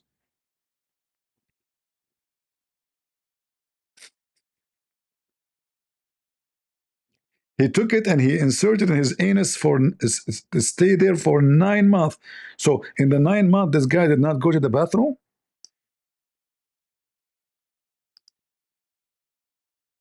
Man, stuck, huh? During that time, he was going to the bathroom from his nose. True story, true story. There's witnesses. And then he gave birth to a child like a rat. Mean, like a rat or a rat with 4 legs. Like a rat with 4 legs, and his head like a head of a fish. That's fishy. Head of a.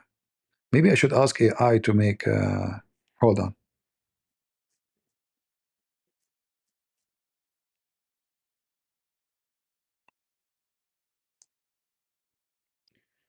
Make an image of a creature look like a rat, have a head of a fish, and his butt like the butt of a rabbit.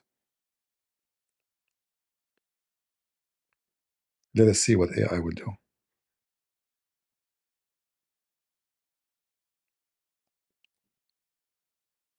Here is the image you requested. Mean. Perfect. Guys, shall I share it with you? Unbelievable. Now we are able to see what happened exactly. Smash Allah. I will share the image with you. Give me a minute.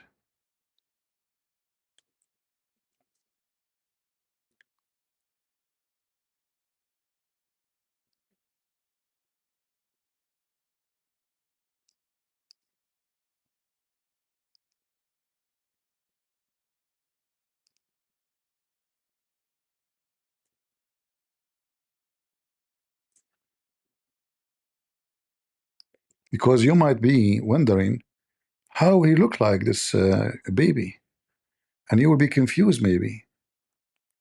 But guess what? No more confusion. We get the witnesses and they took selfie of it. Give me a second. I will show you with proofs and evidence how this animal look like. Take a beer.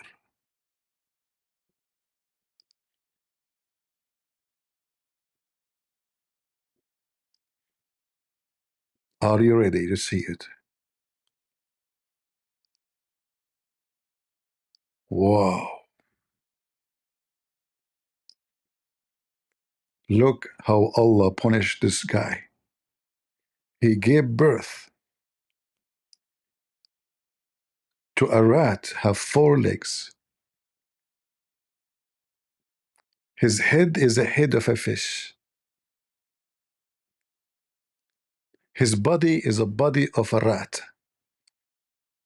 His butt is a butt of a rabbit. That's so true. Are you going to repent, all of you? Do you want yourself to give birth for a rat? You little rat, you and you, all of you together? Aren't you going to repent now? Do you see what Allah can do to you? You make fun of Allah. And there was witnesses. Listen, listen, listen. It says in the story, there was witnesses. Yeah, brother. Like to confirm the story, they come with witnesses. Look, we are not making things up. If you go here, his anus like a rabbit. His anus like a rabbit. Not an anus of a rabbit. His anus like a rabbit. So the picture there is perfect, actually. You know, it's perfect. Just think about it. Not too much. Don't think much. Okay, it's going to hurt you. So his anus like a rabbit. So when he gave birth, the animal cried, wah, wah, wah, out 3 times only. 3. Stop. 3. You know, with 3. Why 3? Don't ask me. Then the man daughter got up and crushed his head, in the head of the fish. And then after the daughter crushed his head, brother, which is true story, it died. Oh, after you crush his head, he will not die usually? Oh, okay. You have to confirm that. Then the man, he lived for 2 days after the birth of this rabbit rat. And then he died in the third. Again in the third. So look, the animal, he screamed 3 times. The guy, he died in the 3rd day. Obviously, the Muslim, they don't believe in the number 3. It's obvious. I don't know. Don't ask me. Don't ask me why 3. Everything 3. Muhammad abolition 3. Calling for Adhan 3. Saying Assalamu alaikum 3. Wiping his face 3. Shaking his penis 3. Cleaning his body 3. I mean, Muhammad is stuck with number 3. And they say to you, this is the number of perfection of God. I thought Trinity is not perfection. Continue, please. So the animal killed. He said, the animal killed me and tore up my anus. A group of people, brother, they were there. A group. This is not a story like boom, boom, somebody say it. No, we have witnesses. So a group, big group of people from that region. Which region? Such and such. What the name of the guy? Such and such. So a group of people, and they were there, and their name is such and such, and such and such, and such and such, and such and such. Which region? In the region of such and such, and country of such and such. They were there in that place, and they witnessed that. The guy, he gave birth in front of them. Those people, they came to his house to see what is coming from his butt. That is really a butty question, a butty story.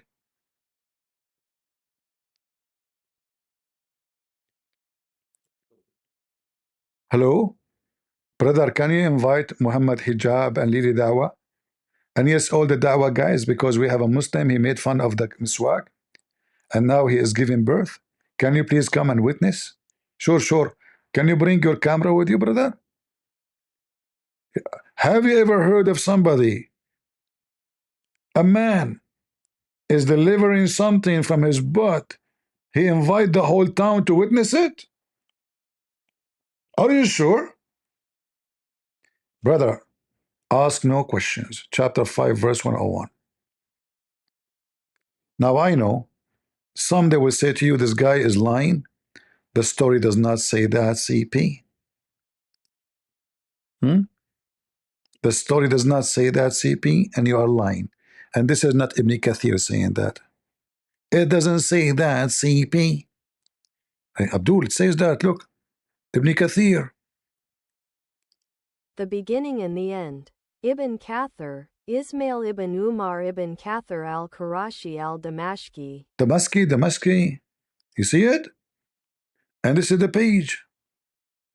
And this is the volume. So listen carefully.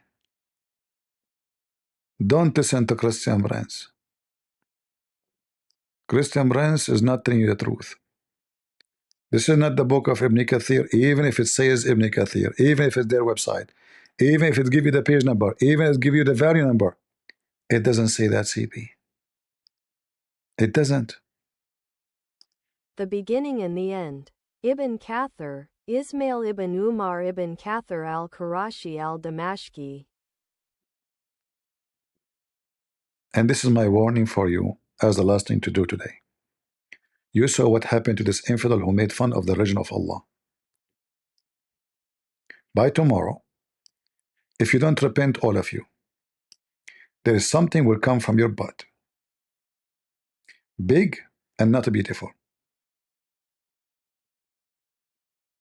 Fat and not skinny. Its head like a fish, but it's not a fish. Its butt like a rabbit, but it's not a rabbit. It is a rat. And Allah will punish you all.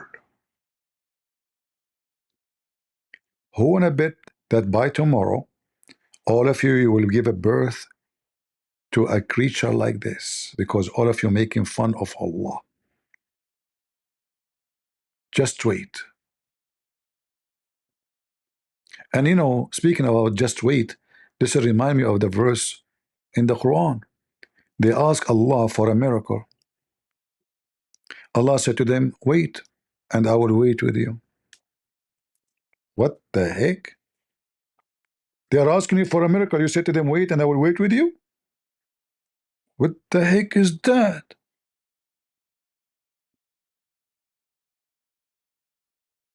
Wait, and I am waiting with you?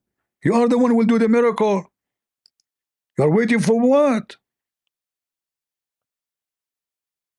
They say, how come Allah don't give him a single miracle? Say, wait, and I am waiting with you. That's deep.